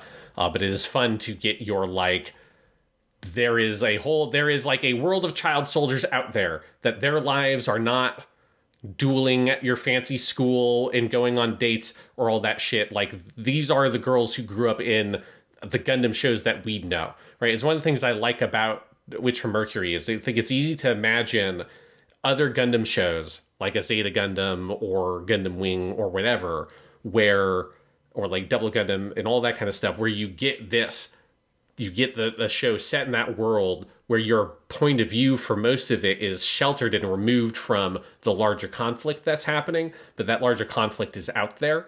Because those people existed, right? There are people training in pilot academies in the Universal Century and all that kind of stuff, or during the events of Double Gundam that didn't touch this big crazy conflict and all that that's actually happening out there. And they were just sort of going through their kind of privileged lives. And it's fun to get this and in this show and actually see that kind of be explored and see that shell start to crack. And those two girls are like the main things you get that kind of crack it. That's like, oh, these are like, what if Suletta did not have all the things that it has in Miodine and all these other characters that, you know, even with all the problems they have, they exist at this like top level of society. Suletta's mother is the CEO of the company or whatever that runs the mines in Mercury and all of that. So she lives a very privileged existence, even if obviously there's all this weird shit that she might be a clone or everything. But it's still not the same as being a war orphan that is experimented on so that you can pilot a Gundam that is killing you as you use it. That is like a dark fucking existence that is so far outside the scope of the main characters we know. Yeah, I'm very curious about all of that. So we have Noria and Sophie are the two characters you were talking about who are witches from Earth, and I suspect we'll see a lot more of them. It was when we met those characters, I'm like, okay, either these are going to be major characters for the rest of the show, or Suletta is going to kill both of them in a very dark moment. She does not wind up killing either of them yet. She kills a different person in a very dark moment. Yes. So we'll see, but I am very curious about them. But I think that covers all the major figures from this first season. There's a lot of people here. What else do you want to talk about with The Witch from Mercury? We wound up covering most of the major plot points. I think it's probably worth talking about the mobile suit action. We talked a little bit earlier about how they do not use 3D for the mobile suits, as you said. But the action sequences are very good. This is not a particularly action-heavy Gundam so far because it is sort of constrained mostly to those duels. Not every episode has one of those. The duels tend to be pretty quick sequences. I think the longest one is probably the group duel with Shadik in episode 9. But they're very impressively done. The sense of fluidity and motion and kineticism is off the charts. I think the choreography is very good. It's very character, focused in how they do these scenes. And I think even though there is not sort of life and death stakes through a lot of these fights, they still manage to have a lot of, good sort of like tension and one-upsmanship and all of that in these scenes. Yeah, it's really good. Like, the animation is phenomenal, and I think it makes such good use of, like, the gun bits and stuff like that. Like, particularly for Aerial, that's really creative. And I think for me, in terms of action, I do think the highlight is that team fight with Shadik. I think that whole sequence is so well choreographed. And the moment where they use the antidote on Suletta, and then she is able to push further with Aerial to a higher permit score or whatever, that, like, negates that. You have that great, very suggestive cut to Lady Prospera watching the footage, and a tear rolls down her cheek, because this is, of course, the antidote was the thing that got her husband killed, right? And is, like, the main reason why the Vanadis Institute couldn't fight back in the incident 21 years ago. And so seeing Aerial be able to overcome that so effortlessly, obviously, like, it's a pretty great little moment that gives you this little sense of, like, that human person that is still there somewhere in Lady Prospera behind that mask. But then, of course, I do love that the climax of that fight ultimately is Choo-Choo winning, right? Because Suletta is able to fight off all the different, like, girls who have their whole crazy intros of where they're, like, it's this whole, like, idol group of female pilots and stuff, which is a great little concept. And, Suletta dispatches them pretty effortlessly to the point of one of the girls, like, just shouting at her that she's a monster. And then it comes down to her and Shadik. Shadik is, like, going in for the kill to take out the antenna or whatever. And then Choo-Choo makes that long distance shot because they eliminated most of the Earth suits, but didn't actually disable them. So they're able to, like, all prop together and get one working gun so Choo-Choo can make one last shot. And Miodine knew that Shadik would try to go and finish it himself because he can't trust anybody else. And so that's how Miodine knew that at the end, that would be the time that they could take him out, even though they were like horribly outgunned. I just think that like that whole concept and the story told through that fight, through the action, is really phenomenal. It's to me like the main showcase of for mobile suit action in this show. Yeah, I would agree with that. I think that one is extremely well done. You also just get something that I always love, like, you know, with the 00 in the season 2 premiere when it's missing its arm and has the cape. Anytime you get the main mobile suit all fucked up, and that's what happens to Ariel in that fight, where she's eventually, is she fighting with no arms by the end of it, or just one missing? I don't remember. It's definitely at least one missing. At least one missing, but the Ariel gets all fucked up, and there's some very good fighting there. It's a fight that Suletta, like, should have absolutely no business winning, because she's one mobile suit against 7, like, top of the line, and they have one great mobile suit in the Ariel. They have Choo-Choo's, which is probably pretty good, and then they have a bunch of basically just, like, randos that they got from another house, and they put all those together, and they win the day anyway, because Suletta is kind of a monster behind this thing, and Choo-Choo and Miorine are smart. And it is a very, very good scene. But all the duels are really well done. You know, you have, like, Elan versus Guel in episode 5 is just a brutal fight where he just basically humiliates Guel, and it's just a cruel battle. I think Guel is an interesting person to watch fight in the early episodes, because he's someone you do kind of feel bad for him, especially on a second viewing, because you realize, oh, he is actually really good at this. He's just horrifically unlucky in who he winds up going up against in this series of episodes. Yeah, it is that thing that, like, I think the implication is that if in episode 3, if his dad hadn't, like, completely fucked around and put in this AI and all this shit, that Guel maybe could have won that fight, because he is really fucking good. It's just that, like, everyone is fucking around with him, and he's in these, like, really poorly matched encounters. You know, like, he has in the fight with Elan, it's like they're on the moon with the dust or whatever that gets into the joints of his mobile suit, and Elan has, like, the gun bits, and it's a thing that he's never seen before or never fought this type of mobile suit. So it's like, yeah, it's when he has, like, a straightforward fight with his own father, he wins it pretty handily. So I think, like, it is that Guel is supposed to be really good. It's just that he keeps on getting fucked around in these, like, ridiculous scenarios. It occurred to me watching the series a second time that in episode 1, if he wasn't such a bullying piece of shit, I might actually feel bad for him, because, to be fair, he is fighting an illegal mobile suit. Like, I know Suletta is adorable and everything. She is using, not to her knowledge, but she is using an illegal mobile suit, and that is technically unfair to poor Guel, who is doing a perfectly fine job fighting. He just did not anticipate fighting a Gundam. Yes, that is a very good point, that it is true that Suletta completely is cheating her ass off in these duels. It is true. But again, Guel is a bullying piece of shit in that episode, so he had what's coming to him. Yeah. But if he had been nice and they had dueled under different circumstances, you might feel bad. And in fact, in all 3 of his fights, he loses to Gundams. We have not seen him fight a just normal mobile suit, because it's the Fair Act he loses to in episode 5. Yes. Which Elan, like, taunts him, saying, like, this is a Gundam, idiot. It's brutal. Poor guy. But yeah, you feel bad for him as the series goes along, because, you know, he did squash some tomatoes and that wasn't nice, but the line from that to killing your own dad in space, Guel didn't deserve that. You know, it's more than he had coming to him. He deserved the slap on the ass and maybe losing the title of holder, but it goes a lot further than that. Yeah, pour one out for Bob. For Bob. There's so many things I'm excited for in upcoming seasons. So we've lavished praise on the animation. We've talked a bit about the music. And again, I would just say, like, this is, who's the composer on this? It's Takashi Omama. And It is a great score, top to bottom. It's, I think, you have a lot of, your tracks, like in any anime, that are reused in places. You also just have a lot of good, unique music in certain scenes, like the instrumental version of Shufuku you talked about when you have our inspirational murder speech by Lady Prospera. There's just a lot of very good music in this thing. And I am very excited for whenever, maybe it'll probably be after this next season airs, when we get a proper full soundtrack, because it's going to be fun to listen to. Yeah, it's a great soundtrack. And of course, we also need to talk about the OP and ED, right? Yes. So Shikufuku, which is by one of my favorite Japanese bands, YOASOBI. Such a great band. If people have not listened to some more of their music, phenomenal. Particularly my favorite song of theirs, and I believe in my like Spotify breakdown end of year thing or whatever, said was my most listened to song of 2022 was the song Monster or Kaibutsu by Yoasobi, which was one of the openings to Beastars, I think. But regardless of the anime it was attached to, Monster is a fucking killer song.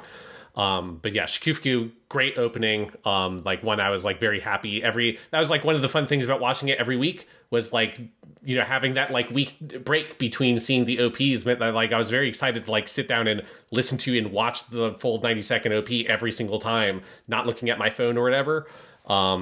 Because I was like ready and fresh for it. But yeah, Yoasobi is a great band. I think that is like a killer song. And then also the ending theme, which is Kimio Takaku Ade. Kedaku Ade by Shiyui. That is also not as good as Shikufuku. It's hard to beat Yoasobi, but also a very good ending theme. Yeah, I like both songs, particularly the opening. Neither would go in like my Gundam top 40, if people are wondering. Yeah, probably it wouldn't not break that high, but they are very good. To be clear, that's a very competitive top 40. At this point, we've got like over 200 songs on that playlist. In particular, though, I think the ending animation I really love. It's all these like kind of like child watercolor drawings of Suletta, and it goes very overt with the Suletta Miorine are in love imagery, and it's very cute, and I think that ending animation is great. I'm with you that I really love that animation. I also, one thing I do like about the opening theme as well is they do change it up a little bit as the season goes on. They add in the witches from Earth in the last couple of episodes and stuff like that, and I thought that was cool. Like little details like that they sort of adjusted the opening slightly as the story went on. I may not have noticed that. I'll have to go back and look at that. That's cool. But yeah, the opening, the whole like driving guitar of that song is just killer, and the way it starts, and then I think the way it ends with, I particularly love the how the title comes up in the opening, where you have Suletta and Miorine kind of both looking like they're asleep, kind of like circling each other, and then the title kind of comes out of that and glows. I think the entire title treatment of Witch from Mercury is like one of my favorite Gundam title treatments. It's very simple. It's not, I don't think they even necessarily like invented a font for it or anything. It's just like, I think the way the kanji look, the way you have the English title in like very plain text right beneath it, there's just something about it that like whenever, because the eye catch in this show is a very simple just throw to title, and it always strikes me that it's a very good title treatment. Yeah, I agree. I remember being impressed by the title treatment when that was like the only thing we saw, right? Like all it was a logo. You looked at it as like, well, there's not, a lot you can take away from it, but goddamn, this is like a really nice designed logo. And yeah, like the font is really good.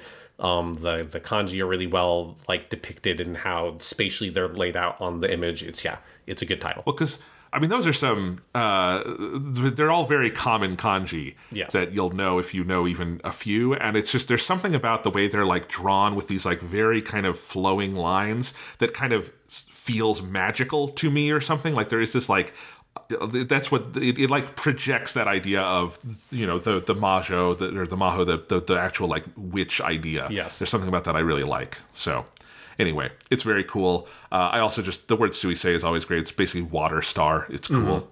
Yeah. So all of it looks very nice. There's a lot here, Sean. Here's a little fun game I want to play before we break for today. I want to go through a list of major characters. Let's predict who survives this series and who dies. Oh, okay. I think this is hard. We don't even know how long the series is going to be, technically speaking. But like, but we can say who's going to be dead at the end of it. Suletta and Miorine, I think, will live. I don't think this is an Iron-Blooded Orphans, but also I don't think that's completely off the table from what we've seen so far. But no, I don't think this is an Iron-Blooded Orphans. Of the two of them, I think it's possible that Suletta could die at the end of if like one of them were to be killed. I don't think either of them are going to be killed. No. But there is also a chance that Suletta is a clone, which also makes her more likely to be killed, I think. I do. Yes, indeed.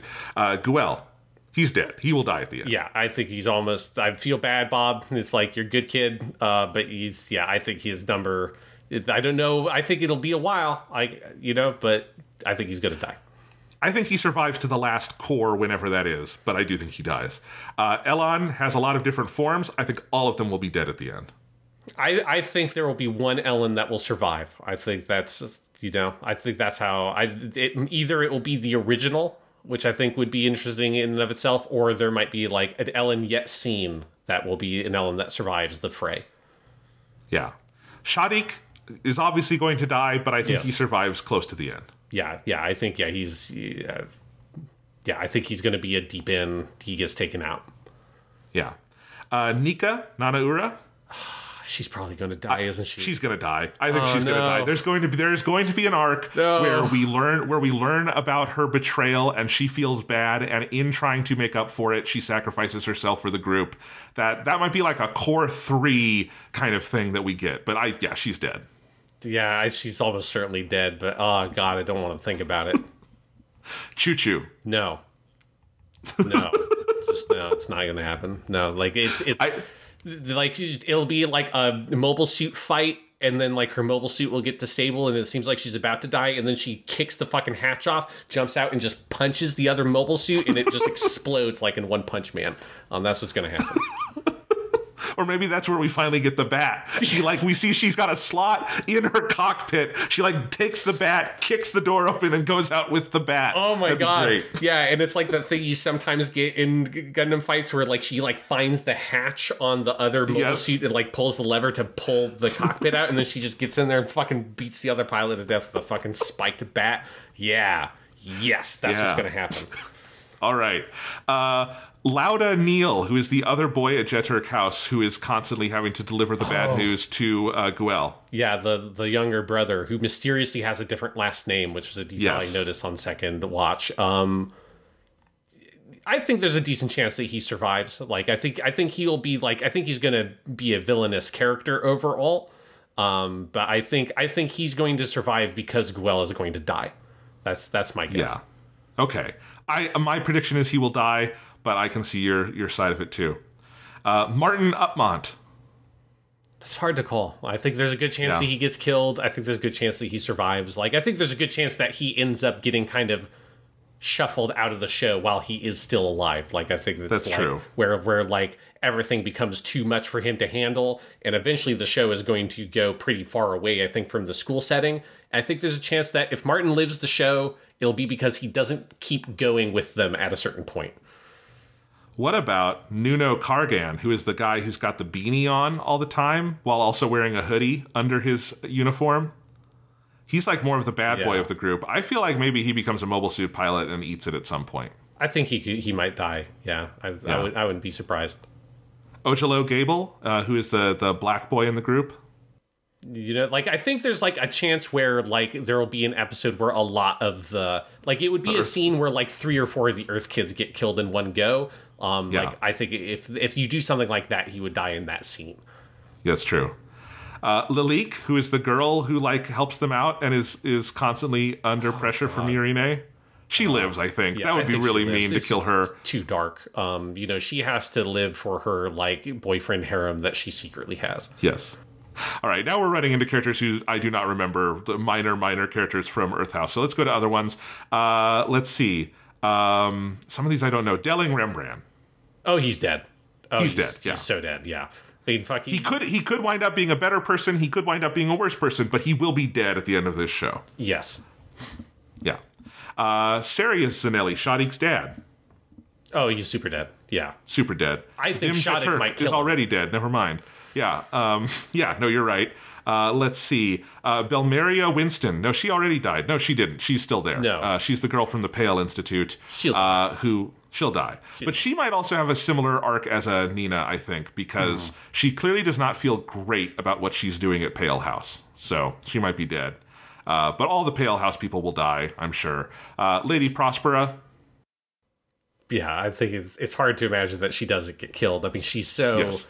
There would have to be a big plot twist about what Quiet Zero is, or something about what her ultimate objective is that would allow her to live. But it definitely feels like they're heading towards she's the big bad and she will die in the last episode or whatever. So you don't think that this show will end with Suletta and Mirine getting married and Lady Prospera in her mask walking Suletta down the aisle? As fun as it is to hear Mamiko Noto say like "omedetou gozaimasu" like in her very like terrifyingly calm voice in that scene, no, I don't think it's going to go that way. And finally, our Dawn of Fold pilots, Norea and Sophie, they're super dead. They're the Cyber New Type girls. No, the Cyber New Type girls do not survive. Like that's, we already killed a Cyber New Type boy. It's like those are the easiest characters to kill off in a Gundam. Yep. All right. Well, there you have it. We were only confident about 3 or 4 characters living, so that's Gundam for you. Yeah, and it was a show that for a little bit there, I think I would have been less confident that this show would be super bloodthirsty. But after, it's going to be bloodthirsty. After the very end, the very, very end of episode 12, which if people or confused about us kind of talking about, she splats a dude like a tomato, and if you didn't watch past the end credits of the last episode of the season, make sure you see that scene, because I did see some people on Twitter be like, what are people talking about? And go, oh shit. If you're, some anime noobs who don't know, you always watch past the credits, because that's where the most important shit happens. Yeah. I mean, we've talked around that scene a lot. That scene, we should just end by talking about that scene. Holy shit. I think whatever level of Gundam experience you came into this show with, that's still, like, just passing that line the way they do, it is one of the most graphically violent images in Gundam history. We have seen people get stepped on or splatted by mobile suits before, but it is usually out of frame. So, for instance, in the Kukuru's Doan's Island movie from last year, Amuro steps on someone, but it is specifically done out of frame. We see Amuro's reaction. We do not see a pool of blood and viscous. The splat happens twice. They do it like a fucking Jackie Chan stunt where we just see the thing happen twice in a row. Blood everywhere. Miorine covered in it. The absolute horror of having Suletta then slide down and laughing about how she's a klutz while being covered in this dude's blood, and then offering her hand out, and you have the blood bulbously kind of going out in these like bubbles because it's in space and it's 0G. Like, it is one of the most viscerally upsetting scenes in Gundam history. It's like a scene worthy of like Victory Gundam or something. It's fucked. Yeah, I think the only thing in Gundam that is even close in terms of the level of gore is there's some stuff in Gundam Seed where they have that super weapon or whatever that causes people to explode. Some of those shots are really graphic in Gundam Seed. Probably the thing this reminds me of a lot, there's a scene in an episode of Eureka 7 that is quite gory that this kind of reminded me of a little bit, and I almost kind of feel like it's a play on that scene in some ways, or like an inversion of it, because Soletta's reaction is the exact opposite of the reaction of the protagonist of Eureka 7 when he sees, oh god, I'm murdering people in this thing and blood everywhere and this is horrifying, and Soletta just sort of rolls with it. It's an amazing ending, because the whole thing with that episode 12 is that it's clearly you're building up the tension, particularly over the course of episode 11. You're getting the tension of seeing the personal relationships in that drama happening in the space station, while all the while this group of terrorists with 2 Gundam girls are like on their way to the station. So like it's ratcheting up the tension so much. And then you go into episode 12 and you have Guel fucking murders his father. All that shit happens. And then you get Soletta getting the speech from the mom about like murdering people is okay. And at that point, I think everyone's assumption, if you've seen Gundam, or even if you haven't seen Gundam, and just like you can read, the normal story pattern would be she then goes out and fights and kills one of the enemy Gundam girls. That I thought for sure that would be what... That's what I was expecting, yeah. Like, and Sophie is literally, like, taunting and running around because she's like, it's Suletta Mercury, this is the girl we've been hearing about. And I thought for sure the ending would be she gets killed by this person she's following around. Yeah, and that it would horrify Suletta as she has to, like, actually do this and like really commit to the violence. Then that would be like the standard Gundam scene, and you'd have this kind of more standard Gundam or mecha protagonist development moment where she has to like confront the reality of the violence, and it horrifies her because she's a child. Like that's the thing you expect to see, and instead that encounter just goes by. And it's like, and it's a complete anticlimax. Like, you know, the aerial comes out, it's souped up. The aerial design there is super cool, but it's also very terrifying. They've taken the kind of more fun, bubbly looking aerial design and made it much more severe looking, and all that. It looks more like a weapon of war, and she's got this giant cannon, and she blows up the legs of that one enemy mobile suit, and they go and retreat, and that's it. And you kind of feel like, oh, that's it? Like, that's the end of the episode, and it goes to credits, basically. But then if you're a smart anime viewer, you know, there's probably going to be something more, and if you see the runtime of the episode, yeah, there's more than 90 seconds left.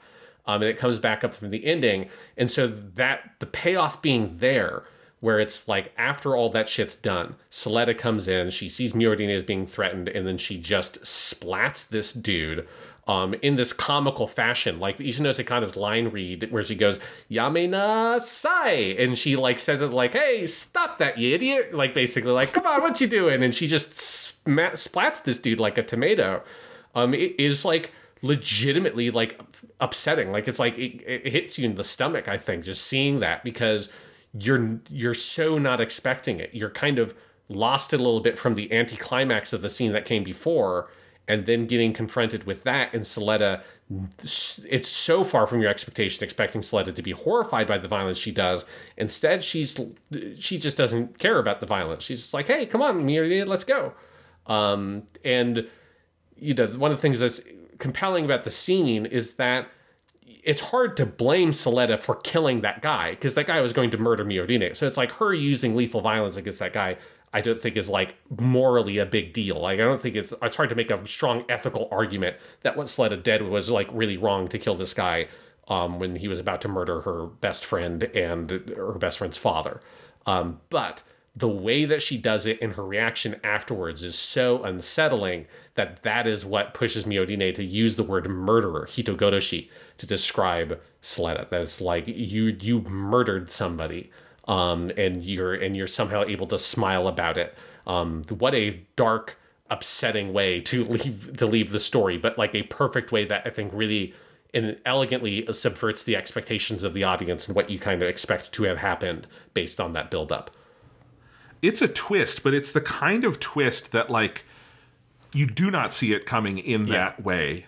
And it breaks the show in the sense of that now the show, like, cannot be what it was before that scene. It just, my joke about it comes back and they're eating burgers and it's a joke about ketchup. You can't do that after this scene. You know, you have to do something else next time.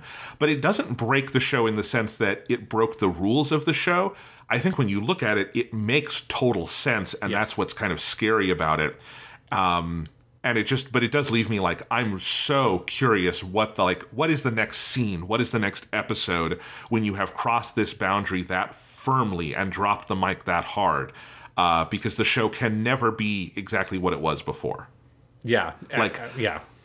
Like, we have not, one thing we haven't talked about yet is the absolutely delightful, wonderful Gundam song and commercial they make in, I think, episode 8. And Suletta doing the fun dance and talking about, Ariel, it can dance, it can fly, and all of that. It will be very hard to do a similar version of that scene next time around, you know? Yeah, it can dance, it can fly, it can kill Ariel. Yeah, they got footage from the cockpit of her splatting that dude, and they put it in the next commercial. Oh, my God. Yeah. I do have some news here, Sean. I think we may have broken Thomas, making him watch Gundam show. Not making him, but I have suggested to him watching mini Gundam shows, and he constantly ends them calling me and being just distraught and sad because of all the bad things that happen. And I think it's changed his anime viewing habits, where he's become a huge fan of, like, slice of life, very low stakes anime. He's become someone who's gaining an encyclopedic knowledge of all of that. And I don't know if the causality has always been, he may have been starting to get into those before he watched like OG Gundam, but it's definitely like, you know, Gundam upsets him a lot. And his whole thing with this one is, the other day he texted me and said, good news, I found a simple slice of life anime to unwind from Gundam. This one is Ahera-san wa Hakarenai from a couple years ago. I have not seen this one. But I have known after he's seen Gundam, Zeta, Double Zeta, and Char's Counterattack, and I'm fairly confident he has picked up a different small-scale slice of life show after every single one of those, especially Double Zeta breaking his heart with Puru, who was his favorite character, and he had to see her die several times. Has he watched Unicorn Gundam yet? Yeah. Okay. I had Sean, me having to keep quiet because his joke now with every Gundam show is, do they kill Puru in this one? And when he asked me about Unicorn, me biting my lip and like, what do I say? I don't want to lie, because yes, but no, he has seen Unicorn Gundam. That upset. He really liked Unicorn Gundam, but he was mad they killed Puru again. And I had to like promise him, no, there is no Puru. This is a different continuity. You will like G-Witch. But also, I started recommending it to him before this final episode, and then I felt a little bit like Thomas is going to have to pick up another Slice of Life show. You know, I mean, hey, the thing I watched after finishing G-Witch is I started watching this show that I'm almost done with now, called Do It Yourself. It's great. It's very fun. It just aired last season. It's about high school girls at a school joining the Do It Yourself or DIY club, and it's all about them going and making like fun arts and crafts projects and like making a bench and going to the beach and getting shells and stuff so they can make and sell necklaces so they can build a tree house together at the school to have their club in. It's fucking great, and nobody gets murdered like they're a fucking tomato. It's awesome. 君は生き延びることができるか